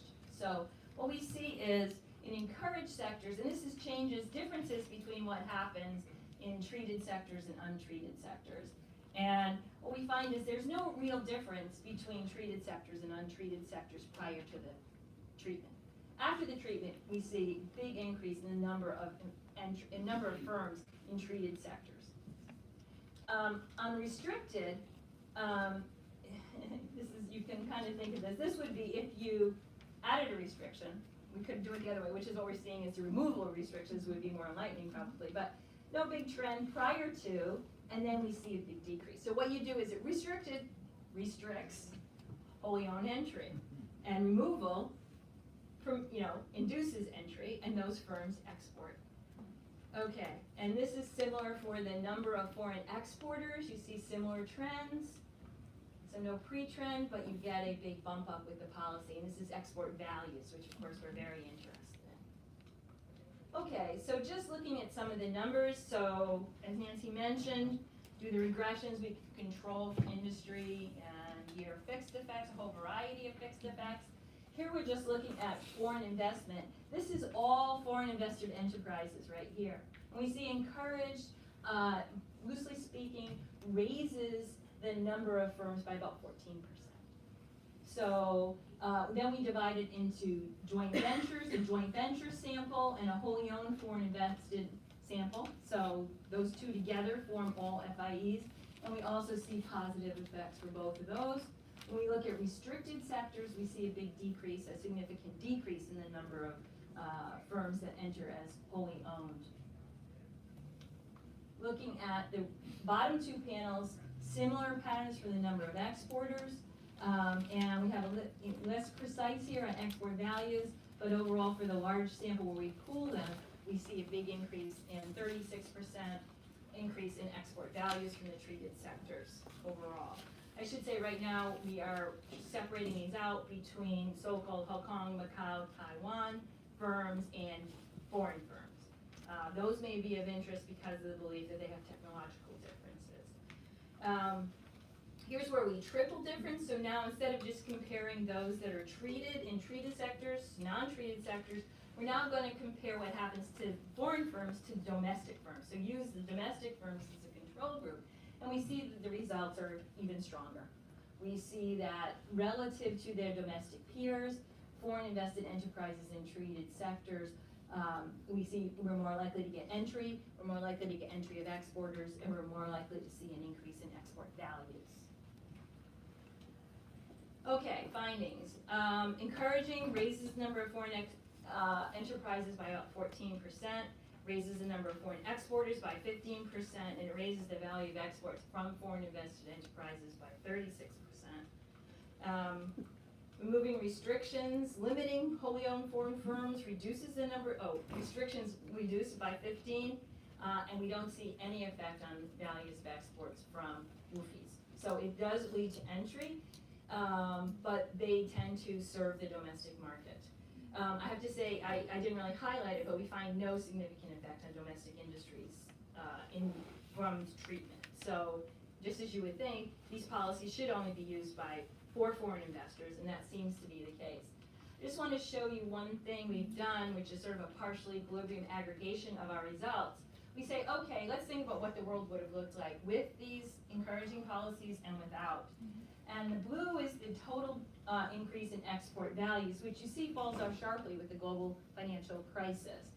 The red is what we predict that the exports would be in the absence of these policies that promote and kind of grease the wheels for the development of global value chains. Do they change the composition of China's exports? Because that has also been an interest. Why are China's export bundles seem so sophisticated? And of course, the answer to that has always been, well, the value added in the most significant sophisticated industries by China is actually very low. So they're not producing, the fantastic Gorilla Glass that's on the iPhone. They're producing something else inside the iPhone, and they're doing assembly. But here we see that this entry of foreign investors also influences the composition of China's exports. And this is done, I think, prior to our extending the sample. So it's between 2000 and 2007. And you see that it looks like our estimates suggest that they raise the share of their exports, which are counted as high tech. And again, remember, this is heavily dependent on cell phones and computers and machinery. You're seeing, this is, I said, a tale of three industries. It goes from 61% of so-called high tech to almost 67%. So in a short period of time, it really does change China's export profile. Okay, does it matter? I think it does matter. Obviously, forced tech transfer is a major complaint. How much of the encouragement is a quid pro quo? We don't know. We talk a lot about China and the use of the stick. What about the use of honey? This is a very important question. Is using honey not allowed?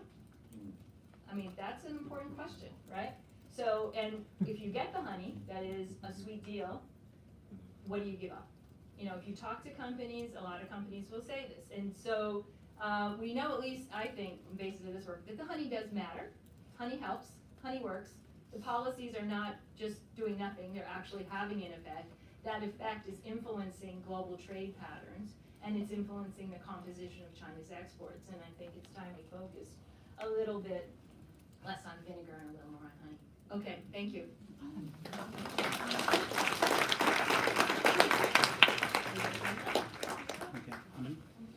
Okay.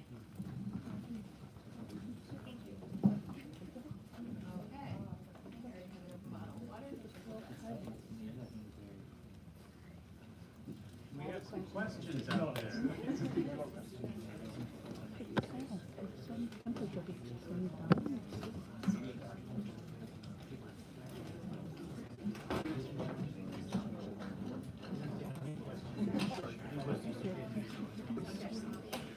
Right here, please. Hi, good afternoon. Thank you very much for your insightful presentations. I'm now at Aoyama, a staff writer correspondent for Japanese newspaper, the Asahi Shimbun. And I have a question for both of you, Dr. Ju and Dr. Lovely.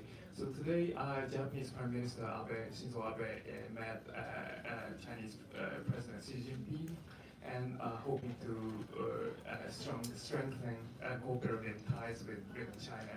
But I think Japan is in a very difficult position.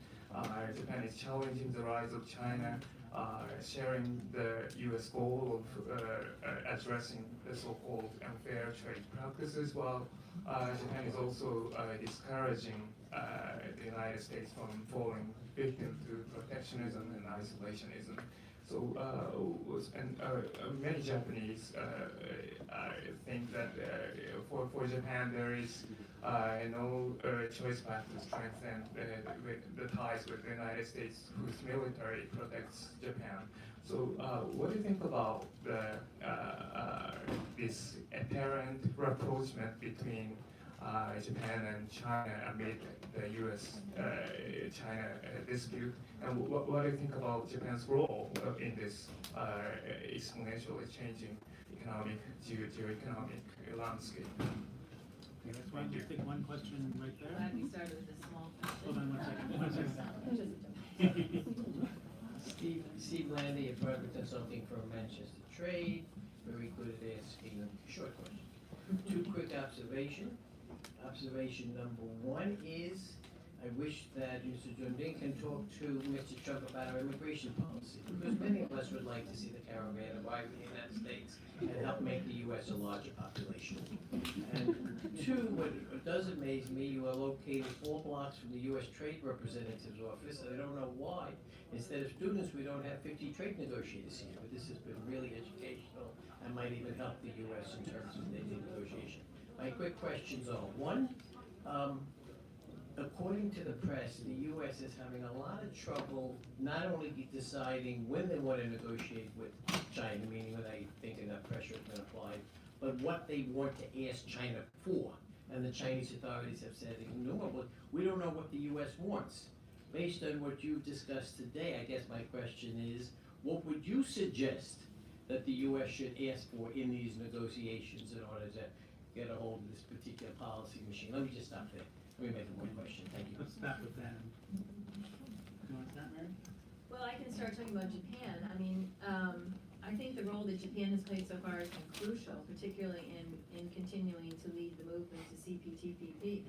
So I think that is an accomplishment and a contribution to the world that we all should be thankful to Japan for. I think that the TPP we've seen already has had a beneficial impact in that even with the NAFTA agreement, it's hard to see how it would have been brought to a successful conclusion, the USMCA, without following the mold of the TPP. So, and there's also some hope that China will eventually seek to join the TPP. So Japan's role has been crucial. Japan as a faithful friend that can lead to moderation of U.S. approach to China is incredibly important, and one that I certainly hope we will be able to rely upon.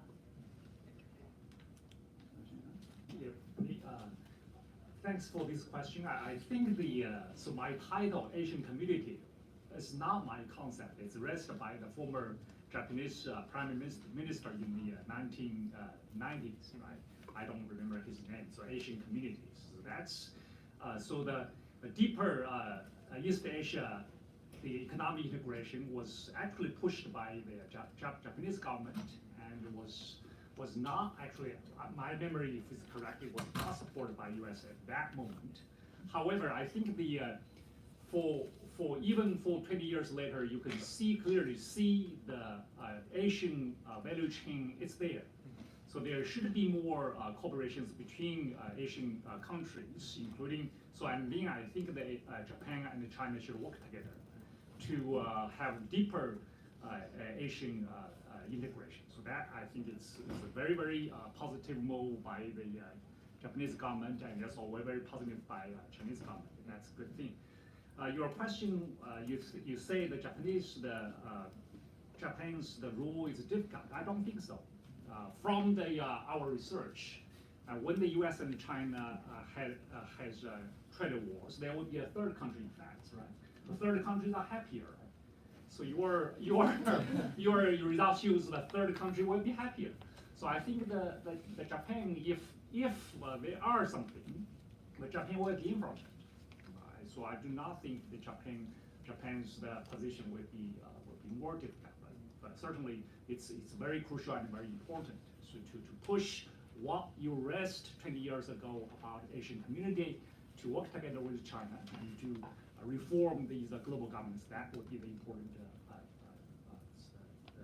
task, I think. First, second question for Yes, what do you think about the apparent rapprochement between China and Japan at this moment?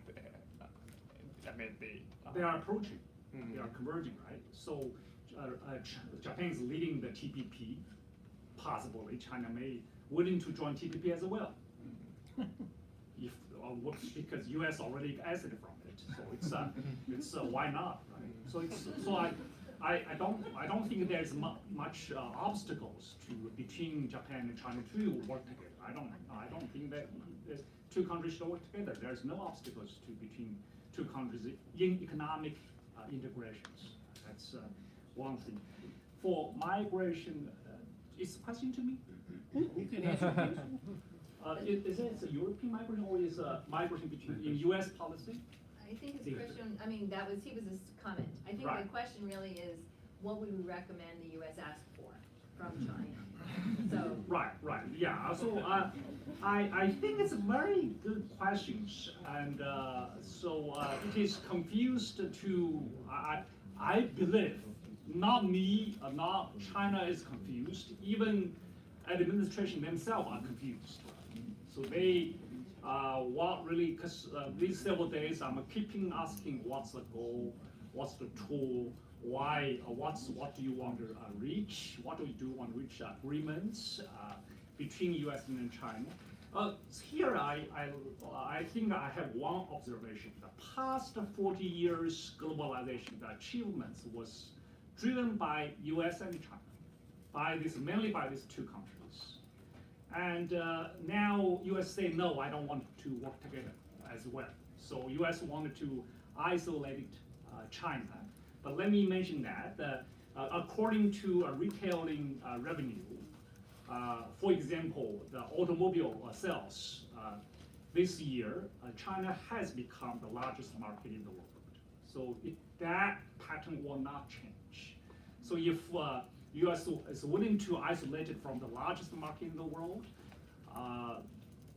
I'm not sure which side will be hurt more.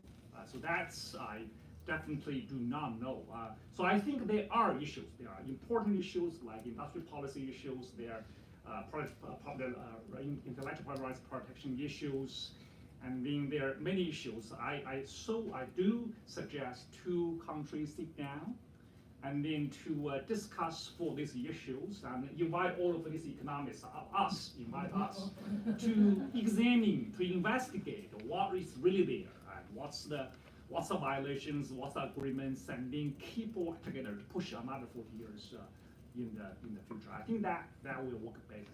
No matter, as I discussed here, no matter what would US side do, next 40 years in 2060 will be similar. It won't change that much. So maybe I could add something from the work that I've been doing on foreign direct investment, because the Section 301 report is really about investment, right? How investment is treated. If we take the report, which I said before, is the legal basis for the tariffs, and ignore the other stuff about buying natural gas and all that stuff, there are things that China could do to reassure the United States and companies operating in the United States that they're being treated fairly in terms of their intellectual property. The interesting thing, of course, is that would lead to more offshore, not less. So the irony of this is that it's being sold as a pro-America policy, but it really would lead to more offshoring, which I, for one, think actually does strengthen our ability to compete worldwide, but a lot of people would disagree with that. So if we did have a sort of a rational ability to settle these issues, it would actually make China a more, not less attractive destination for investment globally, because there's lots of other countries that have the same issues that we do with China and worry about their intellectual property. So then you have to ask, well, what else could China do? And clearly it's market access. Market access has been denied in financial services and in other areas. And China could open up. It wants to open up. The US, for its part, could recognize that it's hard to open up to financial flows. It leads to instability, domestic instability, as China saw in 2015. So I think that there is, if we, a rational world, we would have things we need from each other.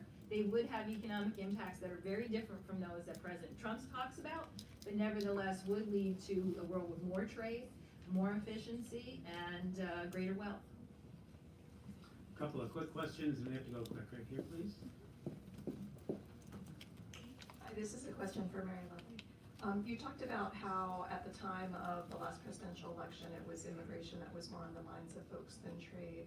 And I was struck by your description of the facts behind the China shock, which industries had the most losses, because as from a political perspective, it seems to me it's more like the furniture makers in North Carolina and like televisions more than cell phones. I mean, a lot of the computer stuff you're talking about is in California, which is not what we think of as the anti-trade, turn of the electorate. But my question is, given that there seems to be near unanimity in Congress and on the other end of Pennsylvania Avenue that China must be confronted around trade, what do you think is going to be the outcome? I saw in your last slide you said maybe CFIUS should change to talk about restrictions of American firms working in China. What do you think that we go from here as far as satisfying the political argument that China must be confronted? Okay, first one, I didn't say anything about immigration. But I did talk about the industries. Furniture would be I'm sorry, that was the World Bank. Furniture would be the next one on my list. TVs do end up in electronics, so they're in the very first one. So, and while we may think of California as a reliable blue state, there are many people within California who've changed, just voted for Trump. So, I was thinking more in terms of places that were hurt, or individuals rather than, but if we know, if we aggregate because of economic concentration or agglomeration of industries, we do end up with Michigan and and Pennsylvania. So on the CFIUS thing, CFIUS of course is the Committee on Foreign Investment in the United States. That's about inward foreign investment. We are going to get heightened scrutiny, although again we're ahead of our skis because we don't even really know what emerging technology is. We're having a pilot program now, so we're going to figure that out. I think a lot of people feel that the actual legislation was pretty good, was much better than we feared, because it would have been huge bureaucratic overreach. So they're happy with what came out with FIRMA.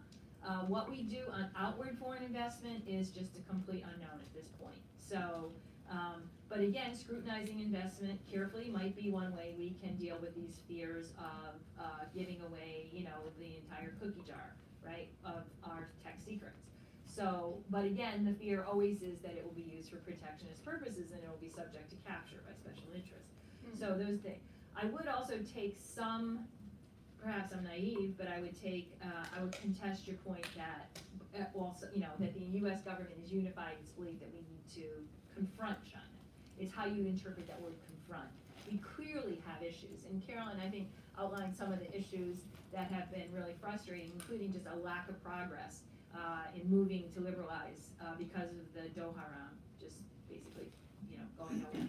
So I would say, what do you mean by confront? I do not see unanimous support for this. In fact, I believe that this is basically a pretty unpopular thing. Carolyn showed the opinions that we see when we ask American households.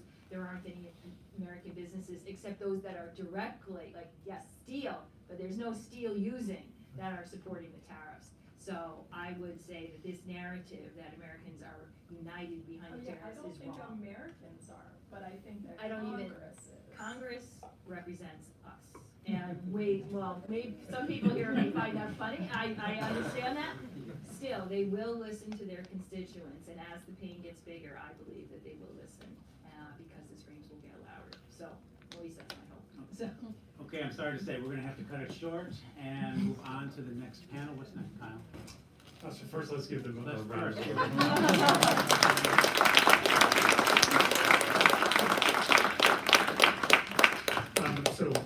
We're obviously running behind. We're going to have a 5-minute bathroom and coffee and water break. I want to write your name in Chinese letter. Can I have a please?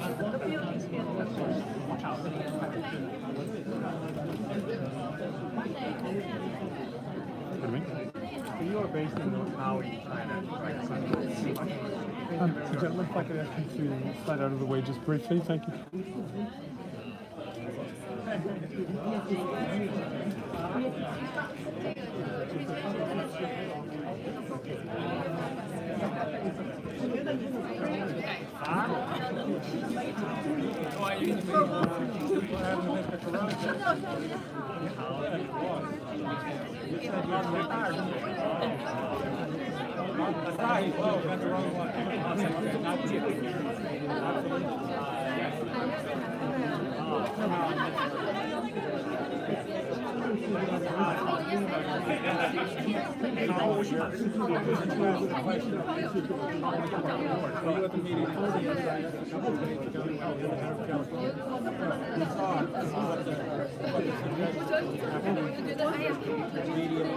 And then you saw how the lunch was talking about the State Department.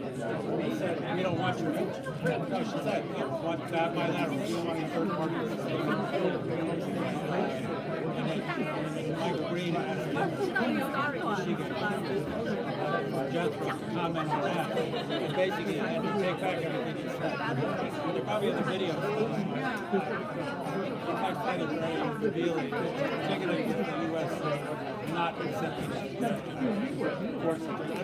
I don't think she planned to reject his suggestion. I was there, and she actually wasn't there when we spoke. You know, like with the usual important people. She came in maybe an hour before. So she hadn't heard what he said. So it wasn't like she was speaking directly to him. She spoke directly to him. If you find anything in there, write it up. Let me know. I can find a link to the transcript.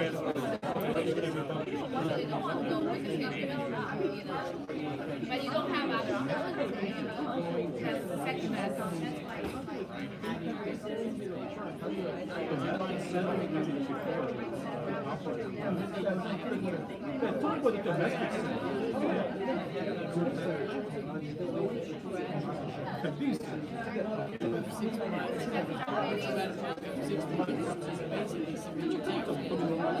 Come through.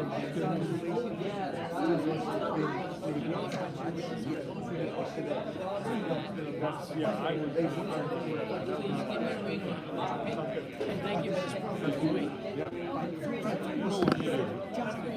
No. Just what people have been doing, which is to say, Barbara Spellman from Brown University and Stephen Kaplan from George Washington University, and that their full bios are in the packet. So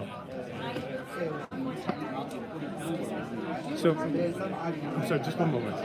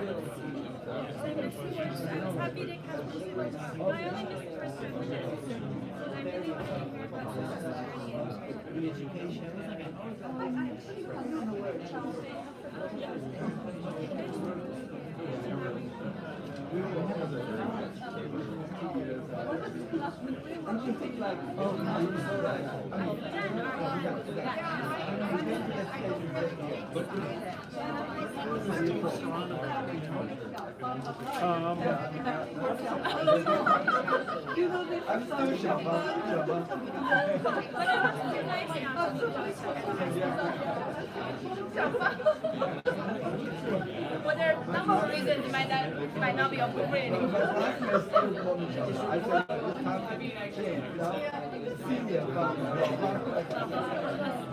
also sounds pretty good. Sounds very respectful. No, actually, I was joking with my students. I said, when my grandma came to my school, they didn't think about what happens when I get older, right? But it's actually 我不是躺的小时，就是我得 try to stack so 我觉得 when I get old, you know, 很老呀，很老呀。That doesn't sound so good. No, no.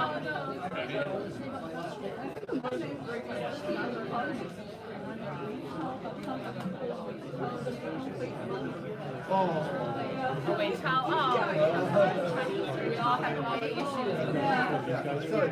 Your English is good, challenging.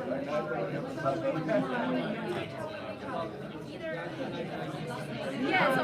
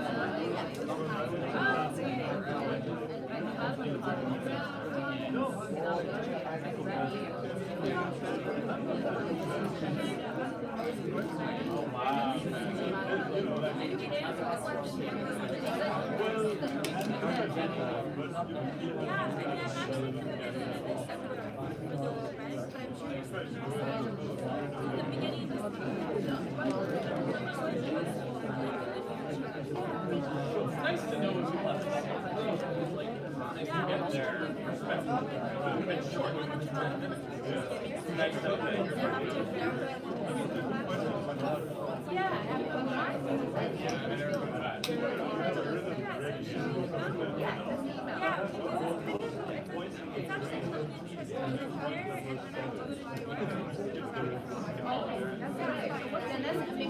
over and sent her a while. If we can ask you to take your seats, we're about to get started for the next panel.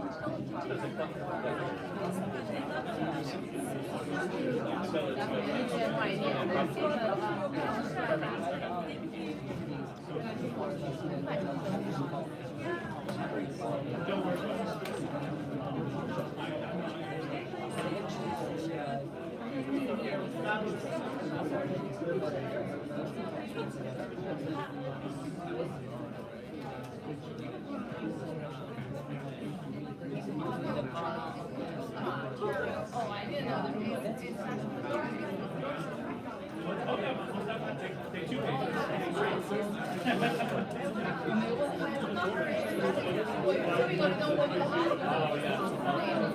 Take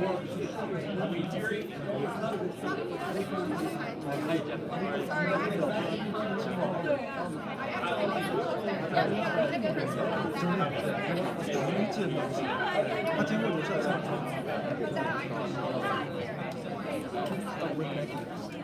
Either way. The most crucial thing that the state is going to fail or not is when people are leaving. If you have your coat or your bag on a chair next to you, you can put your bag underneath and your coat behind you. That way we can make sure that everyone has a seat. Thank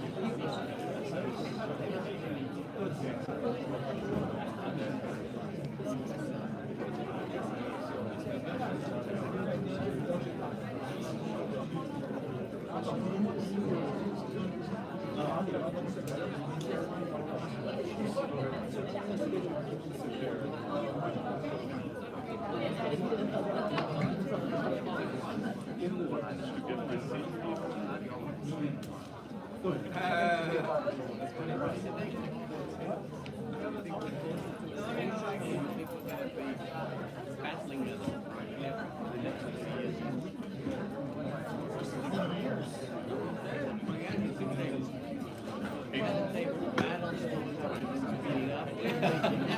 right. Is it? Let me see here.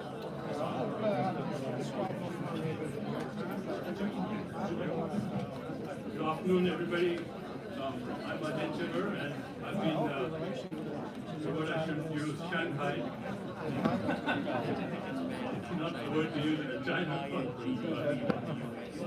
to moderate this session, but I'm very happy and very glad to do it. I am associated with GWU and particularly with IIEP. But I'm also very interested in this session because I'm also the Chief Economic Advisor to the Federation of the Indian Chamber of Commerce and Industry. And we, of course, want to get more investment from China and from elsewhere. But let me not talk about myself too much. Let me quickly introduce Barbara Stallings. She's at Brown and also at Tsinghua. I'm not going to go through her CV. You have it. It's very distinguished. So, Barbara, 25 minutes, and then we'll come to Stephen.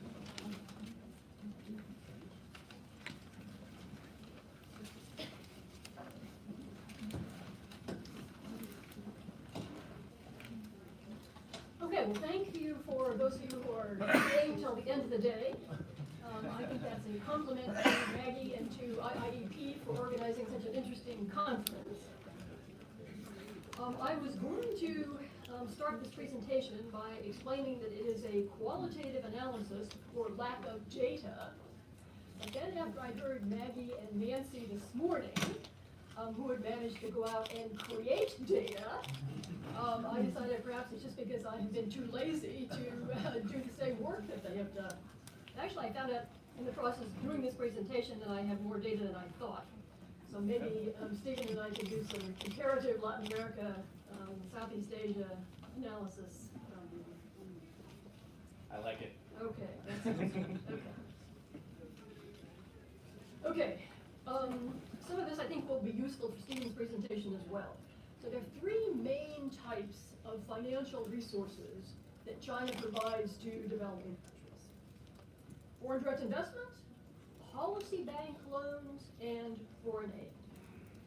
And let me underline that there are very serious data problems with each and every one of these types of finance, which I will talk about as I speak about them individually. The main countries that I'm going to be talking about are the poorer countries of ASEAN, of Southeast Asia. Sometimes they're called the CLMV countries: Cambodia, Laos, Myanmar, and Vietnam. But I'll also be talking about three of the richer countries in the area: Indonesia, Malaysia, and Thailand. Let me underline that Singapore is not included. Singapore is far and away too rich to really be considered in the same group of countries with these, certainly with these four, but even with these seven. And finally, in terms of introductory comments, I think the thing that really makes a big, I would even say a huge difference between Southeast Asia and Latin America, even Southeast Asia, even Sub-Saharan Africa, is geopolitics. And because Southeast Asia is so near to China, things look a little different than if you are on the other side of the world.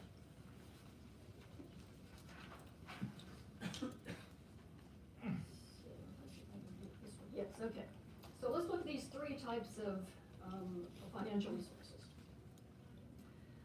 Very important to note that in the case of Chinese FDI, this is basically by state-owned enterprises. So actually, all three of these types of financial resources are controlled and often owned by the state. These are not private sector operations as they are in most Western countries. So FDI provided mainly by state-owned enterprises, which gives the Chinese firms advantages both vis-a-vis the host countries, since they can call on their government to back them up if they get into trouble.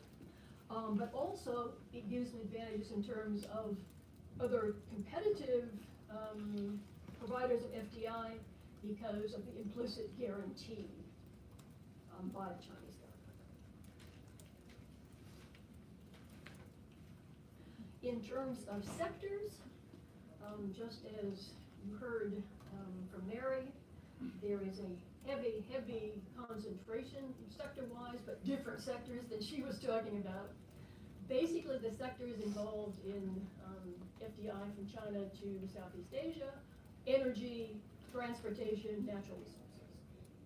Also, some money going into manufacturing, mainly connected to value chains, and some very interesting but pernicious money in the real estate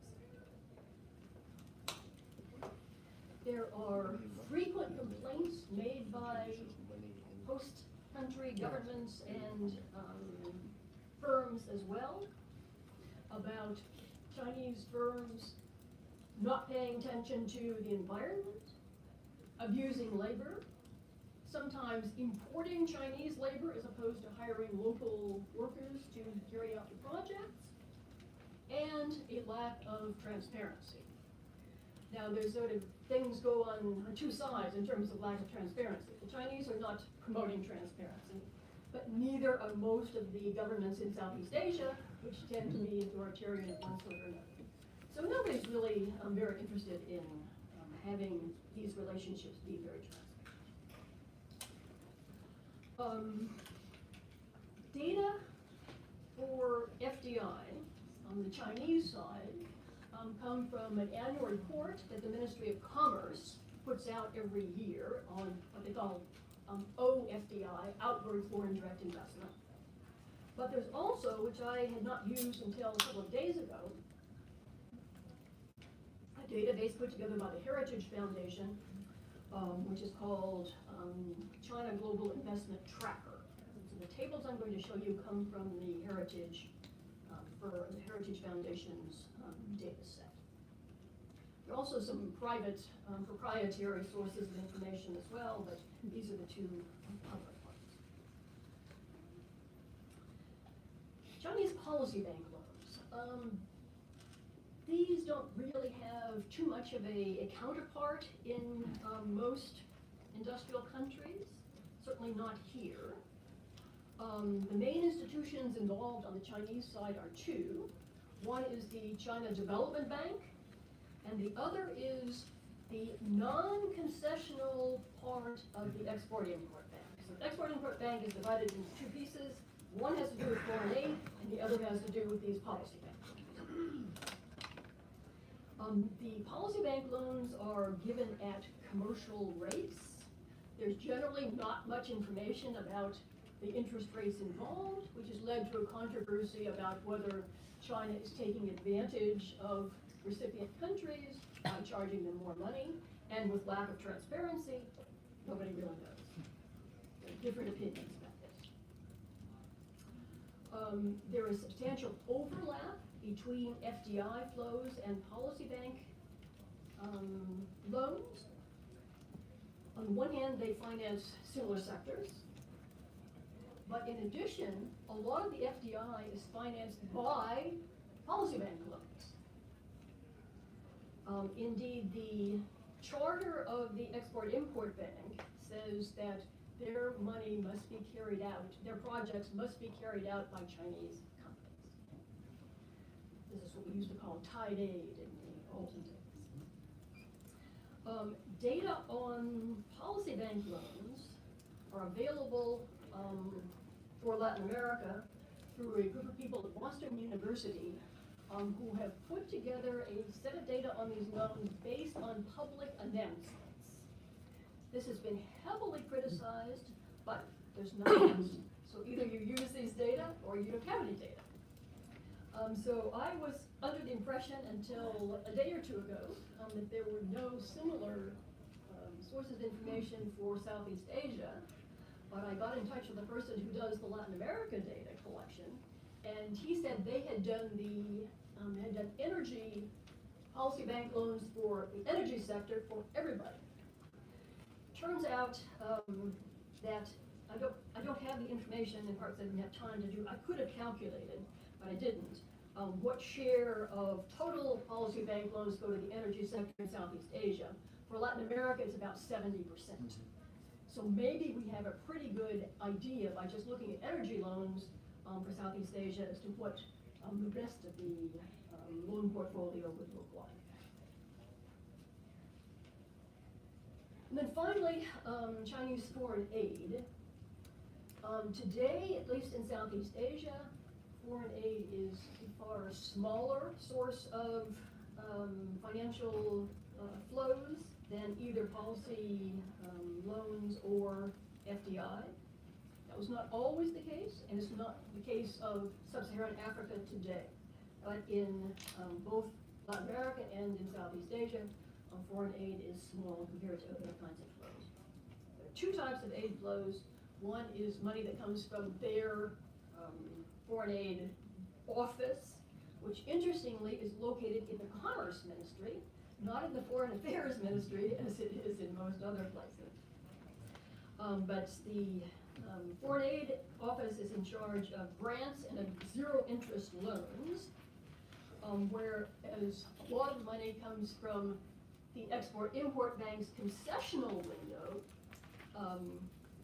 So the two of them together are what is accepted as foreign aid from China.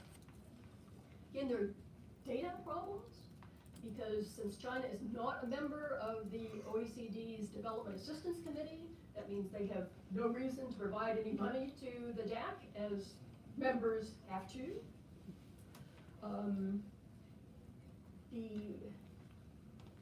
The research agency associated with the Japan, going back to the discussion about Japan on the previous panel, associated with the Japanese aid agency has done, I think, the best calculations of overall aggregate levels of foreign aid from China.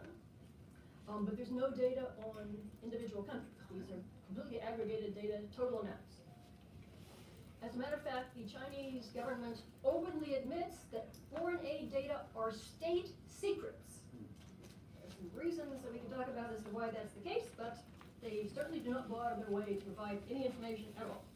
What they have done is to publish 2 white papers on foreign aid, but that gives really general information, nothing country by country and nothing year by year, country by country.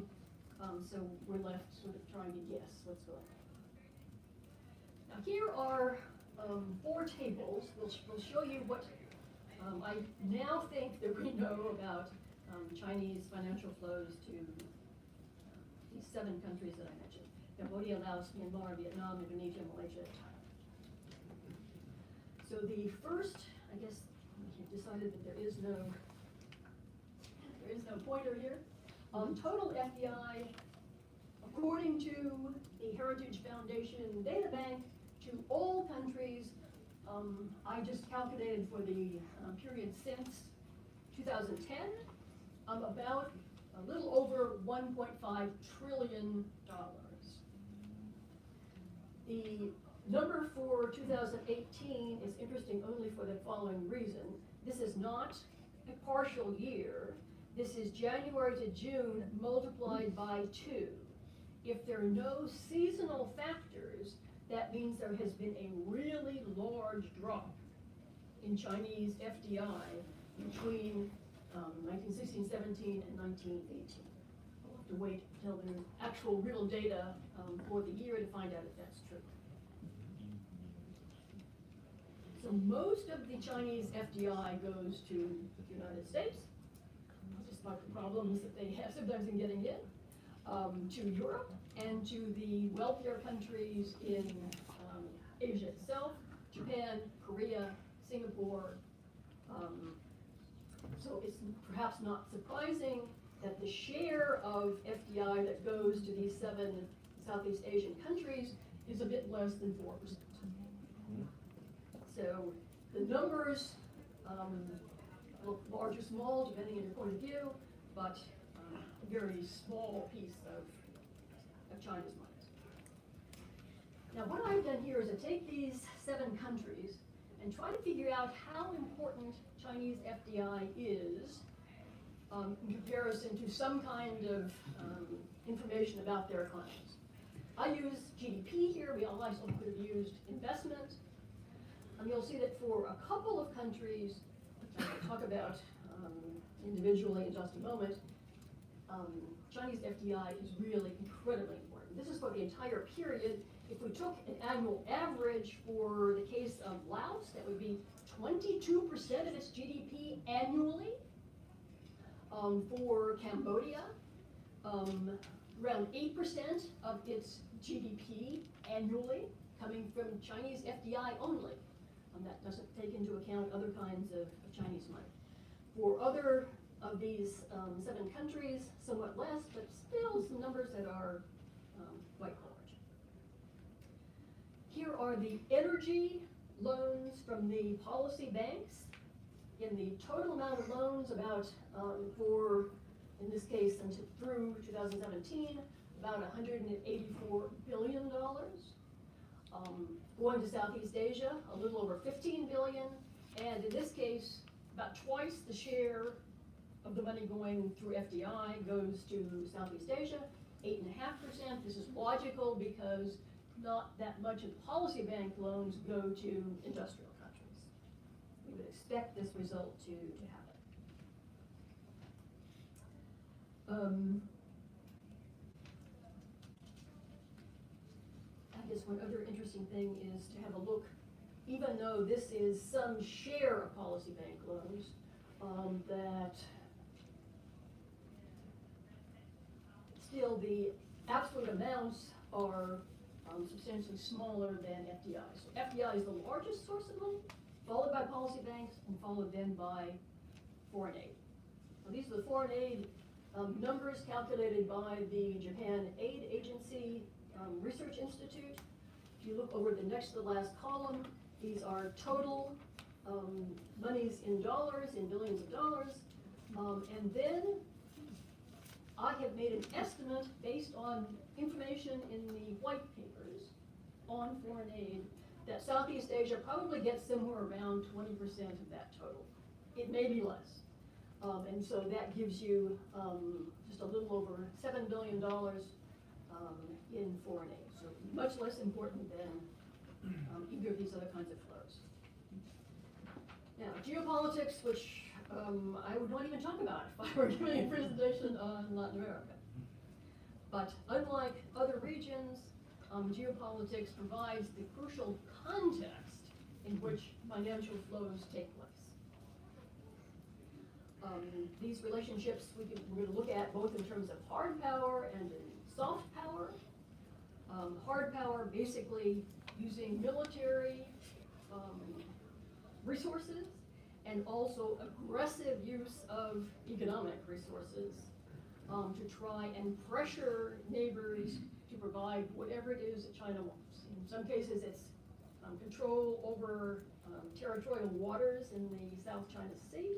In other cases it's access to natural resources that China wants to get hold of at the kinds of prices that China would like to pay. So examples include stationing troops and ships off the borders of these countries, these neighboring countries, and also economic boycotts, including economic boycotts of Japan and Korea. So it's not just the smaller, weaker neighbors.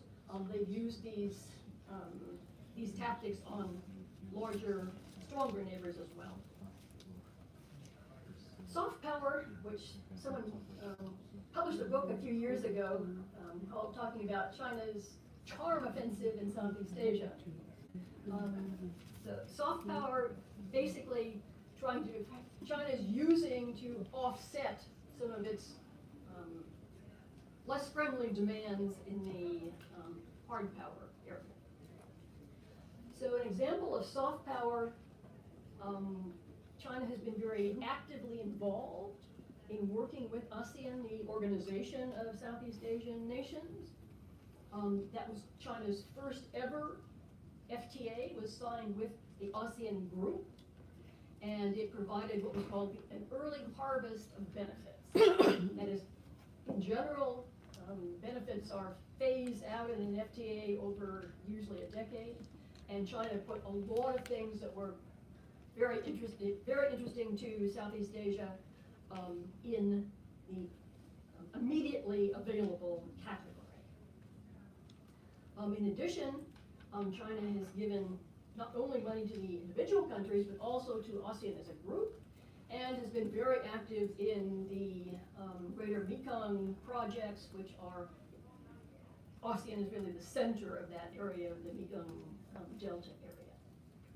So China has tried to be both tough in terms of getting what it wants to get, but also trying to show itself as a friendly neighbor, a peaceful rise, phrase that we all know about. Okay, so I'm going to give you 4 snapshots of some of the most interesting pieces of this story.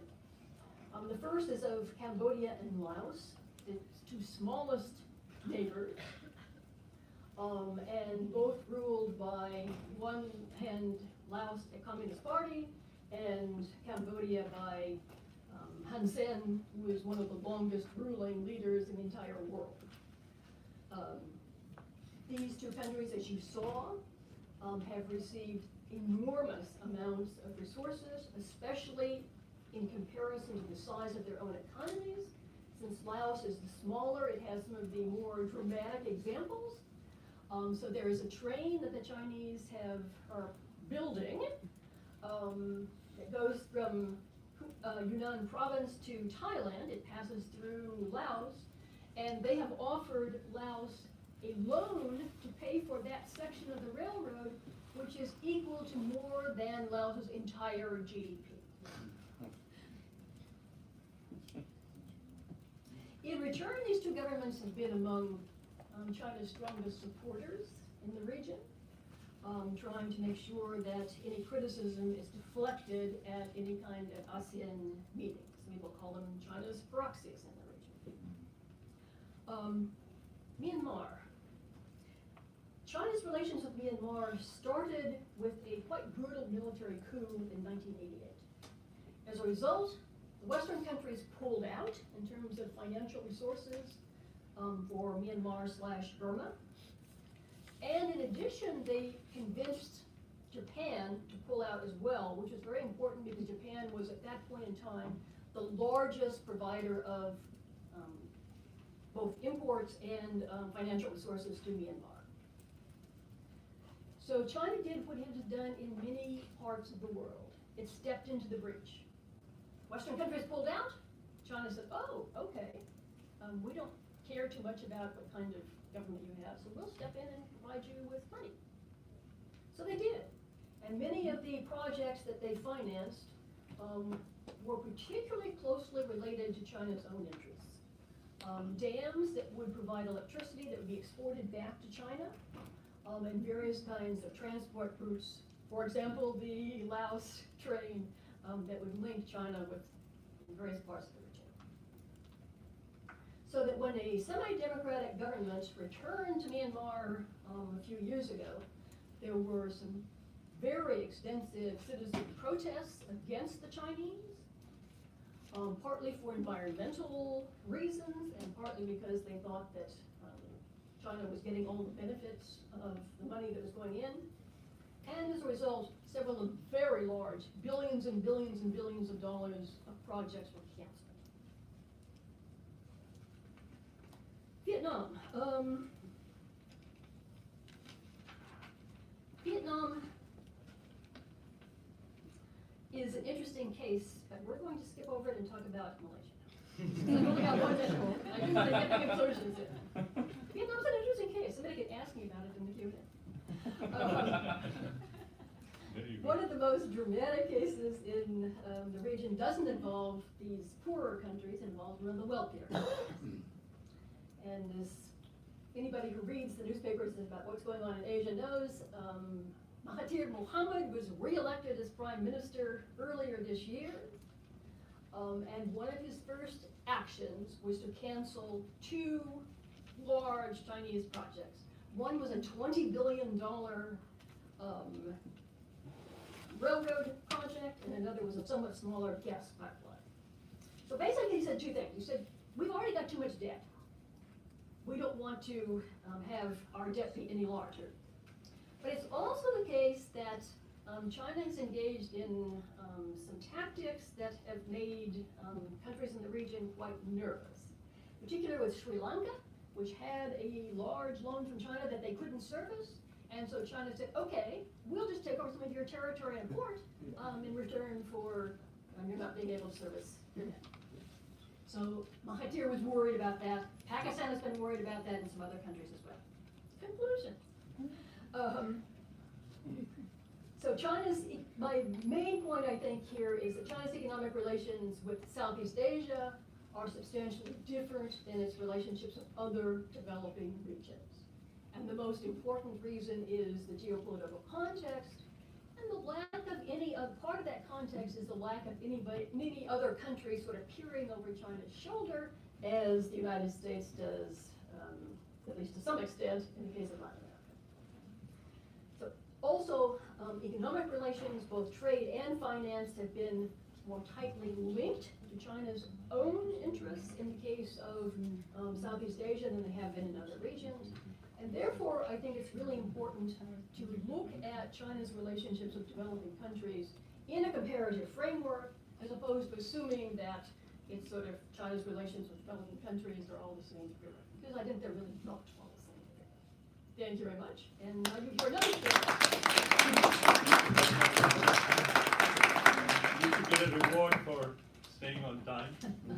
Well, I had you there giving me some help. And there should be a reward system, I think, for these conferences for keeping on time.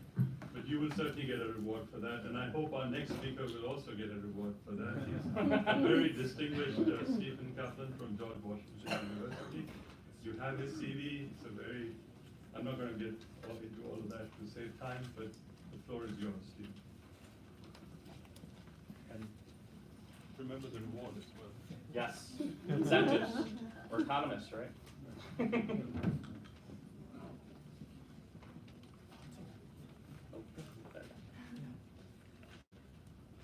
Thank you very much, everybody. Thanks to the Siegor Center, as well as the Institute for International Economic Policy, to Maggie Chen and Kyle Renner for putting this day together.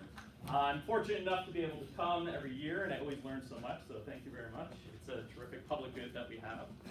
I'm going to pivot.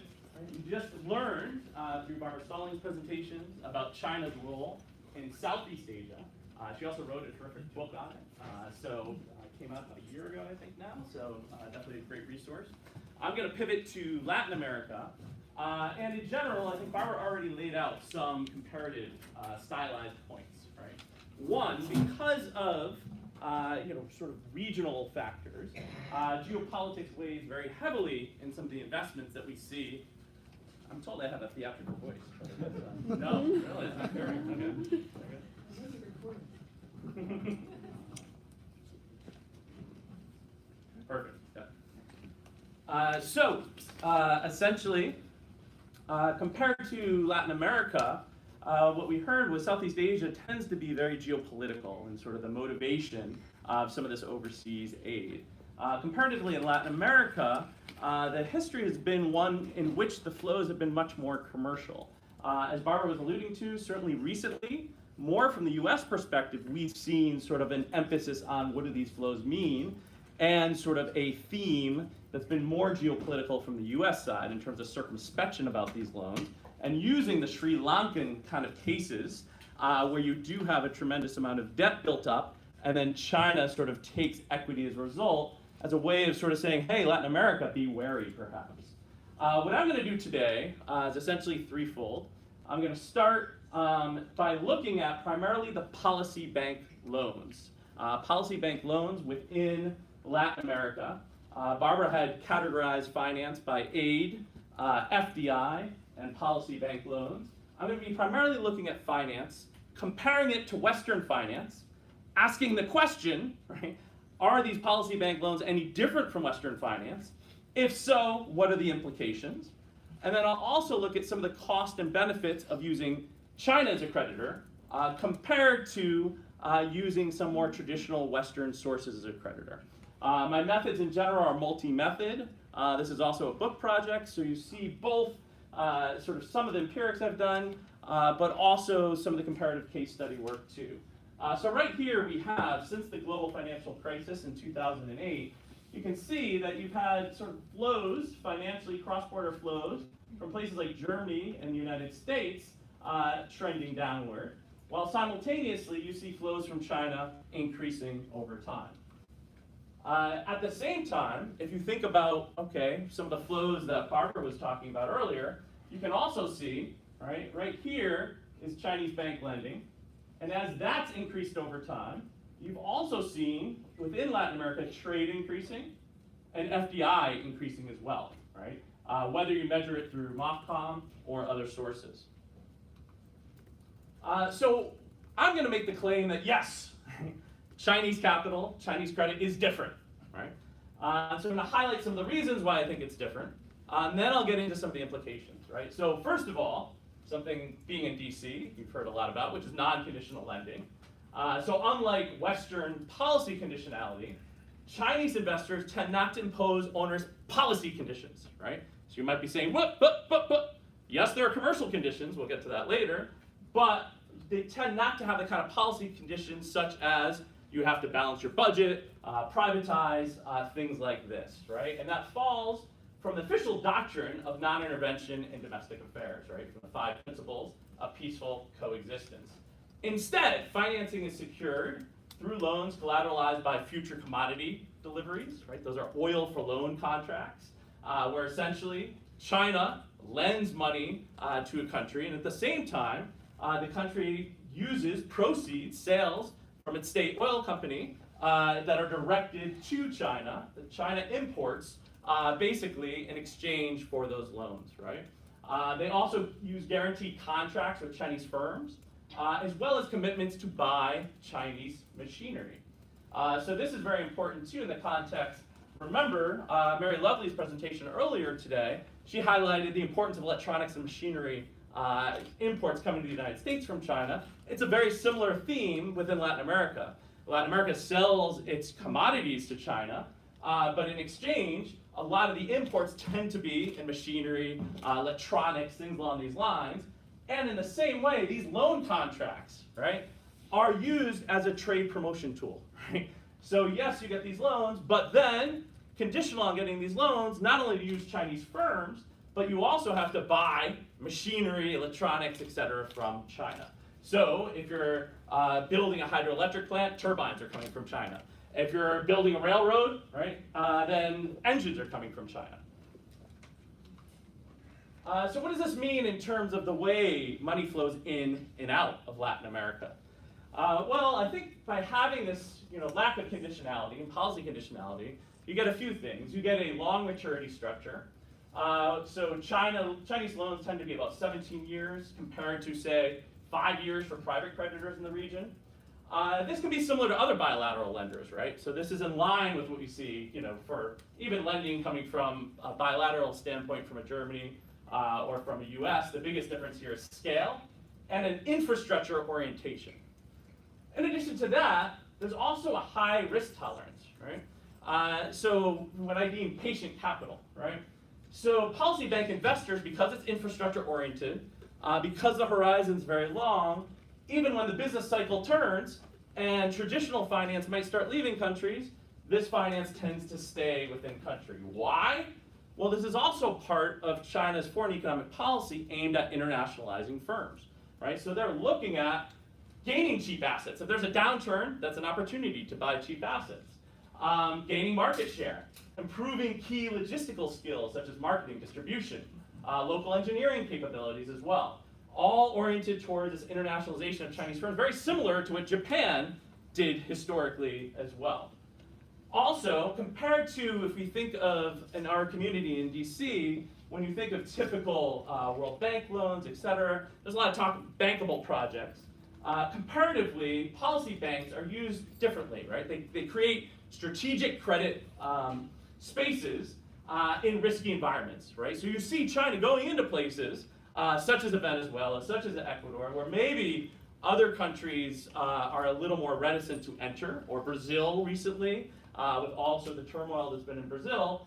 China, with the policy bank loans, will more aggressively enter these areas, right? So they're also viewed, their view of finance is a bit different because it's used to catalyze economic activity. And as a result, they're not quite as sensitive to political risk historically as Western finance. And obviously, you can see there's positives and negatives, right? We were talking earlier about Sri Lanka and this debt trap diplomacy that gets a lot of play in DC. Well, I think, at least in Latin America, it's sort of less a sort of an element of debt trap diplomacy where China purposely enters these deals, say, 10 years ago, all in order to get equity from these countries today, right? Chinese leadership was different 10 years ago, right? There's a lot that was different. Rather, I think what happened is, in certain places, because they use these policy banks to enter into more risky environments, China mispriced risk, right? So I think it's more of a traditional mispricing of risk story and a learning curve as a creditor. So really quickly, one of the key elements, I think, of the lack of conditionality is compared to when you have loans coming from the West, whether they were historically commercial loans or World Bank loans or market financing, capital markets, there's a lot more tolerance for higher fiscal deficits, right? So as you see, Chinese loans increasing in countries historically like Argentina, Ecuador, and Venezuela in the 5 years after the global financial crisis, you see as the amount of Chinese loans as a percentage of total external financing increases, fiscal deficits are also tending to increase in these countries in the same time. During my field research, right, I met with a lot of different officials in some of the big Latin American country debtors to China.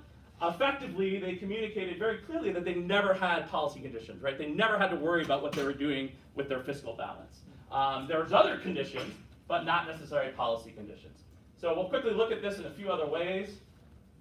This here, Argentina, Ecuador, and Venezuela, right? They had budgetary surpluses throughout the 2000s, where they had primarily, right, market or commercial or Western lending, and Chinese loans are very low. As you can see with the global financial crisis, as China starts to enter, as we saw in that graph earlier, budget deficits increase in all these countries.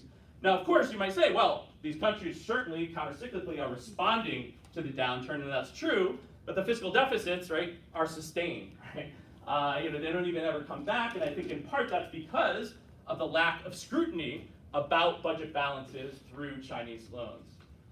We can also see, done some regression models, and effectively when you look at Chinese bilateral loans and the effect on primary budget balances, right, it does have a negative relationship with budget balances. So effectively, the more Chinese bilateral loans that go to a country, you tend to, at the same time, get higher fiscal deficits.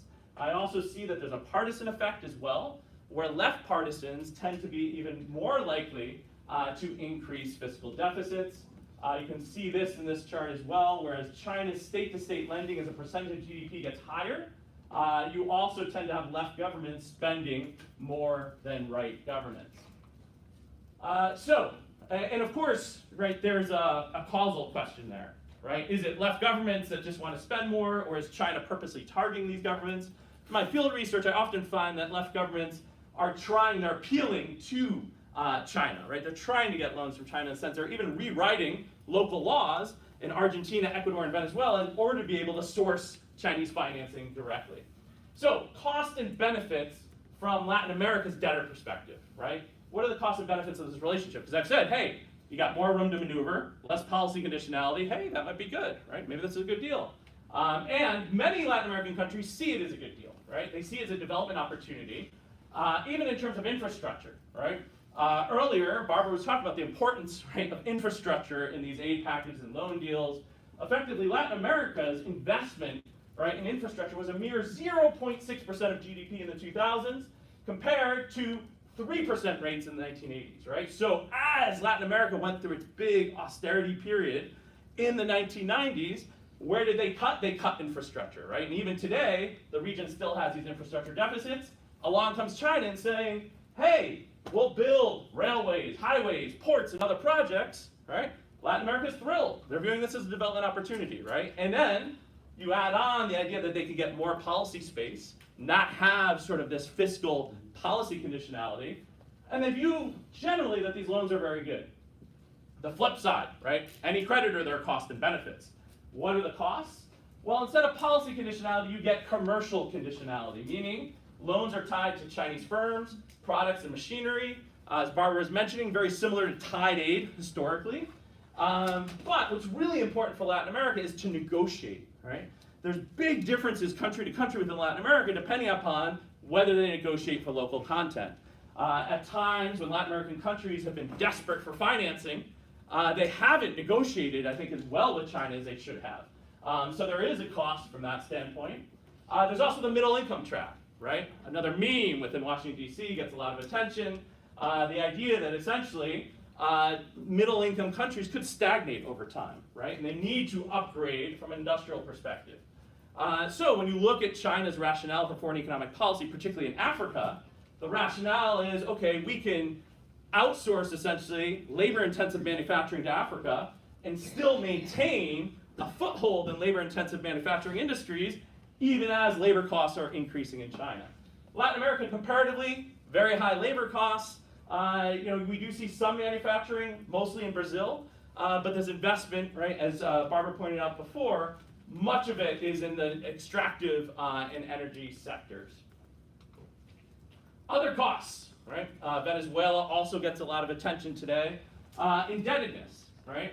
The lack of policy conditionality can create a moral hazard problem, where essentially, right, Venezuela for almost a decade went through, right, the global financial crisis, commodity downturn.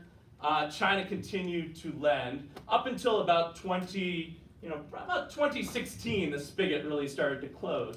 But there was about a decade where China was lending, even though, right, the traditional macroeconomic policy measures that were taken by Venezuela normally wouldn't have settled Western investors or made them that comfortable. China continued to invest.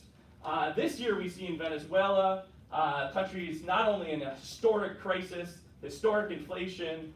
You have $10 billion in foreign debt obligations coming due this year, about $6 billion in arrears. So you see kind of China lending defensively, right? It still has all these loans that are structured, but compared to the framing of debt trap diplomacy, where they're sort of lending lots of money in order to further entrap Venezuela, they're actually doing the exact opposite. They're trying to extricate themselves from Venezuela to some extent. They did lend a new $5 billion this September. That's largely defensive lending, similar to what we saw banks doing in Latin America during the end of the 1980s, right? They're trying to essentially recover the funds that they have lent, right? And so essentially, from China's perspective, a lot of these funds are promised in oil repayments. So they're trying to ensure that they get repaid that oil. So looking at the Venezuela case in a bit more detail, we see essentially, as I was talking about, this is BIS cross-border lending. This is the Western banks. You see they start pulling out, even before the financial crisis, the first signs of disruptions in the UK with BlackRock, et cetera. You see Western financing starting to pull out. Simultaneously, you see Chinese loans increasing. And as you see, sort of even with, right, some volatility in commodity prices, et cetera, you kind of see throughout this period, as Chinese loans replace Western loans, that fiscal deficits start to expand, right? And there's sustained expansion of fiscal deficits. That raises the question again, maybe this is debt trap diplomacy. Right? If you have this fiscal expansion, what's going on from a debt perspective? It's hard to see all these categories. I tried to make them bold, but maybe they're not bold enough. But China is red. So you can see, certainly, Venezuela has a massive debt problem, but it's not necessarily purely China's fault. China is a piece of the problem, but a lot of this comes from Venezuela's state-owned oil company essentially having production levels drop off, right? Investment and production levels drop off. About 95% of export earnings in Venezuela are from the oil sector. So as the capacity of Venezuela's state oil company has dropped off, right, that's created the debt problem. And so yes, China is important to this picture, but I think much more in terms of the oil for loans, right? Remember, China said, we'll invest in Venezuela. There's oil in the ground. That could be our collateral. So Venezuela has promised, right, China lots of oil. And so they have to send on a daily basis oil payments to China. And so effectively where sort of the China relationship comes in here is that instead of taking these proceeds and reinvesting them in the state oil company, right, they instead have to take this in here in red, which is about 400,000 barrels of oil and send those to China, right? So there's an opportunity cost there that's very important. And of course, China, from their perspective, since they've collateralized their loans with oil, is trying to recover this. So what does it mean? Perfect, yeah, we're right on time. I might even be early. Right, nice. See what an incentive structure can do? All right, so China's creditor perspective. We looked at the costs and benefits from a debtor perspective. What about a creditor perspective? So how does China ensure good outcomes without conditionality, right? Because in a lot of ways, the West's solution as a creditor to these problems of debt repayment was, hey, we're going to ensure that there's conditionality that's going to increase the likelihood of debt repayment. So if there's not, how does China do it? What we've seen China do historically on the domestic level is a lot of administrative guidance, right? Growth targets on a local level that encourages infrastructure building on a local level to meet those growth targets. In a lot of ways, they've taken this model and applied it internationally, and that puts a lot of emphasis on state-to-state relations, right?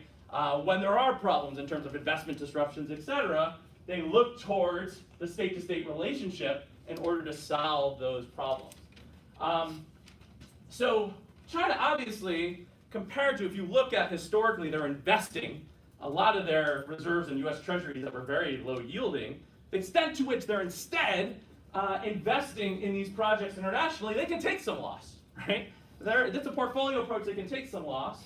But the trouble is going to be to what extent do these losses start to pile up over time, right? So when it misprices its investment risk, what should it do? Particularly if it doesn't want to change conditionality. You talk to people at MOFCON, I've also done field research in China, and it doesn't seem that that policy of non-intervention is going away anytime soon. So what does China do? What we've seen them do in Latin America is pivot, right? Actually to embracing, ironically enough, given the characterization about state-to-state loans from US diplomacy, ironically they're embracing the market more and more. Obviously the large share of these loans are still state-to-state, but they started to use FDI, right? You can see private sector FDI, private firm FDI, between 2005 to 2010 in Latin America compared to 2011, 2016, it is increasing. That's one thing they're doing. They're also altering their investment channel, right? So rather than be reliant upon debt financing, where you have these direct state-to-state relations, and the state, as a nature of those relations, has to make an implicit guarantee or an explicit guarantee of the debt. Comparatively, if they move to equity financing, it allows them to sort of move away from that kind of structure of a deal. So taking and diversifying exposure away from sovereign governments to the firm level. So as a result, since 2014, which not surprisingly, right, was the beginning of the commodity downturn, you have initiatives from China for these state-backed equity funds. There's about $45 billion in these funds for Latin America, another $55 billion for the Silk Road Fund as well, outside of Latin America. And the idea is that these equity funds will invest directly in the private sector. They're state-backed, but they invest directly in the private sector in manufacturing, logistics, agriculture, even technology, right? One other thing they're doing, and of course, the US sees this and is trying to meet this competitive challenge. You may have read within the last few weeks about the BUILD Act. The BUILD Act basically takes OPEC funding that was there historically to promote US commerce internationally, and now allocates about $60 billion, right, to OPEC, right, in order to use the same kind of equity financing, right? They couldn't do this kind of financing previously, right? So in some ways, notwithstanding all the rhetoric, when you actually look at the policy coming out in reaction to China, there is an effort to kind of directly compete with China. Obviously, $60 billion, is that sufficient? Probably needs a lot more capital, but it's a start. What China is also doing is it's moving towards multilateralism, acquiring new investment partners, Chinese commercial banks, multilateral institutions, the World Bank, the IDB, and local investment banks, right, like BNDES in Brazil, in order to share the investment burden. The Asian Infrastructure Investment Bank as well, in terms of their governance procedures, et cetera, are usually emphasizing private procurement through international bidding, right? Again, putting the emphasis of channeling the flows away from the central government. 70% of the projects reportedly are jointly financed with the World Bank to this date as well. I'm on it. Finally, as mentioned, just some stylized facts to end with as well. I said Chinese loans are more commercial than geopolitical. We see 3/4 of Latin American policy bank loans have targeted the energy sector. And the energy sector in Latin America is a bright spot, right? No pun intended there, right? Electric generation capacity is better than either emerging Asia or Africa. 80% of policy bank loans during the last 2 years were also targeted, right? Even though I find this pattern with leftist governments, they still have policy bank loans, and particularly recently, targeted more to center and centrist right governments. Argentina, Brazil, and Peru, another way to diversify. Again, looking to use a market mechanism more in countries that are also promoting bidding and private procurement. I mentioned the growing presence of Chinese commercial banks in Latin America, and finally, we even see a growing role of Western sovereign risk metrics, right? I met with people, for example, Sinosure, which is China's investment risk, public investment risk company. They talk about the tools they're using to evaluate sovereign risk. It's exactly the same as Western sovereign risk now, right? So increasingly too, when you talk to people at these equity funds, I also met with a lot of people from these Chinese state-backed equity funds, they're increasingly investing in Brazil, Colombia, Chile, Argentina, Mexico, and Peru, right? So while China led into the region with these state-to-state relationships, it really appears to be diversifying its relationships today.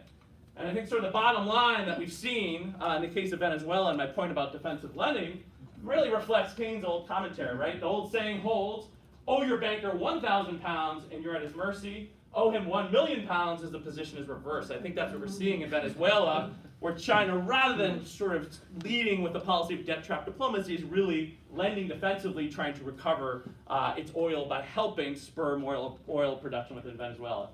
Thank you very much, and I look forward to your comments and questions. Thank you for a very lively presentation. And also, you should get a special award for being exactly on time. We have 10 minutes of Q&A. I'm sure you have a lot of questions. May I invite both the distinguished speakers to join us there? And I have a lot of questions, but I'm not going to ask because there's only 10 minutes, and I'm going to open it up to you guys. Please. So please state your name and where you're from. Yes, ma'am. I'm Yuko from Elliott School, a graduate. And thank you so much for your very interesting presentation. I have been in Laos for 10 years, and I really understand the point made by Professor Sterling. And my question is that in the Chinese cash flow, huge cash flow, is not only central government but from local government and enterprises, which is really difficult to see the full pictures, and then sometimes it undermines the effort by multilateral donors, coordination in the respective countries. Say in Laos, there are some UNDPs, World Bank, IMF, and Japan, Germany, and many other countries have donor coordination to have the better governance, but there is unconditional loans and cash flows from China, which is now greater than those. Have a question in there. Excuse me, so do you have, what is your idea to improve their transparency to contribute to the better governance in those countries? Thank you. Let's take one or two more and then, yes, sir. At the back there. Thank you, sir. My name is Anil Sivil. I am from Nepal, Matters for America in Washington, D.C. My question to Professor Kaplan is, so what is the U.S. strategy vis-a-vis the Chinese way of investing the way you have explained? If there is any strategy, that will be a sort of a positive strategy that we compete with more investment, providing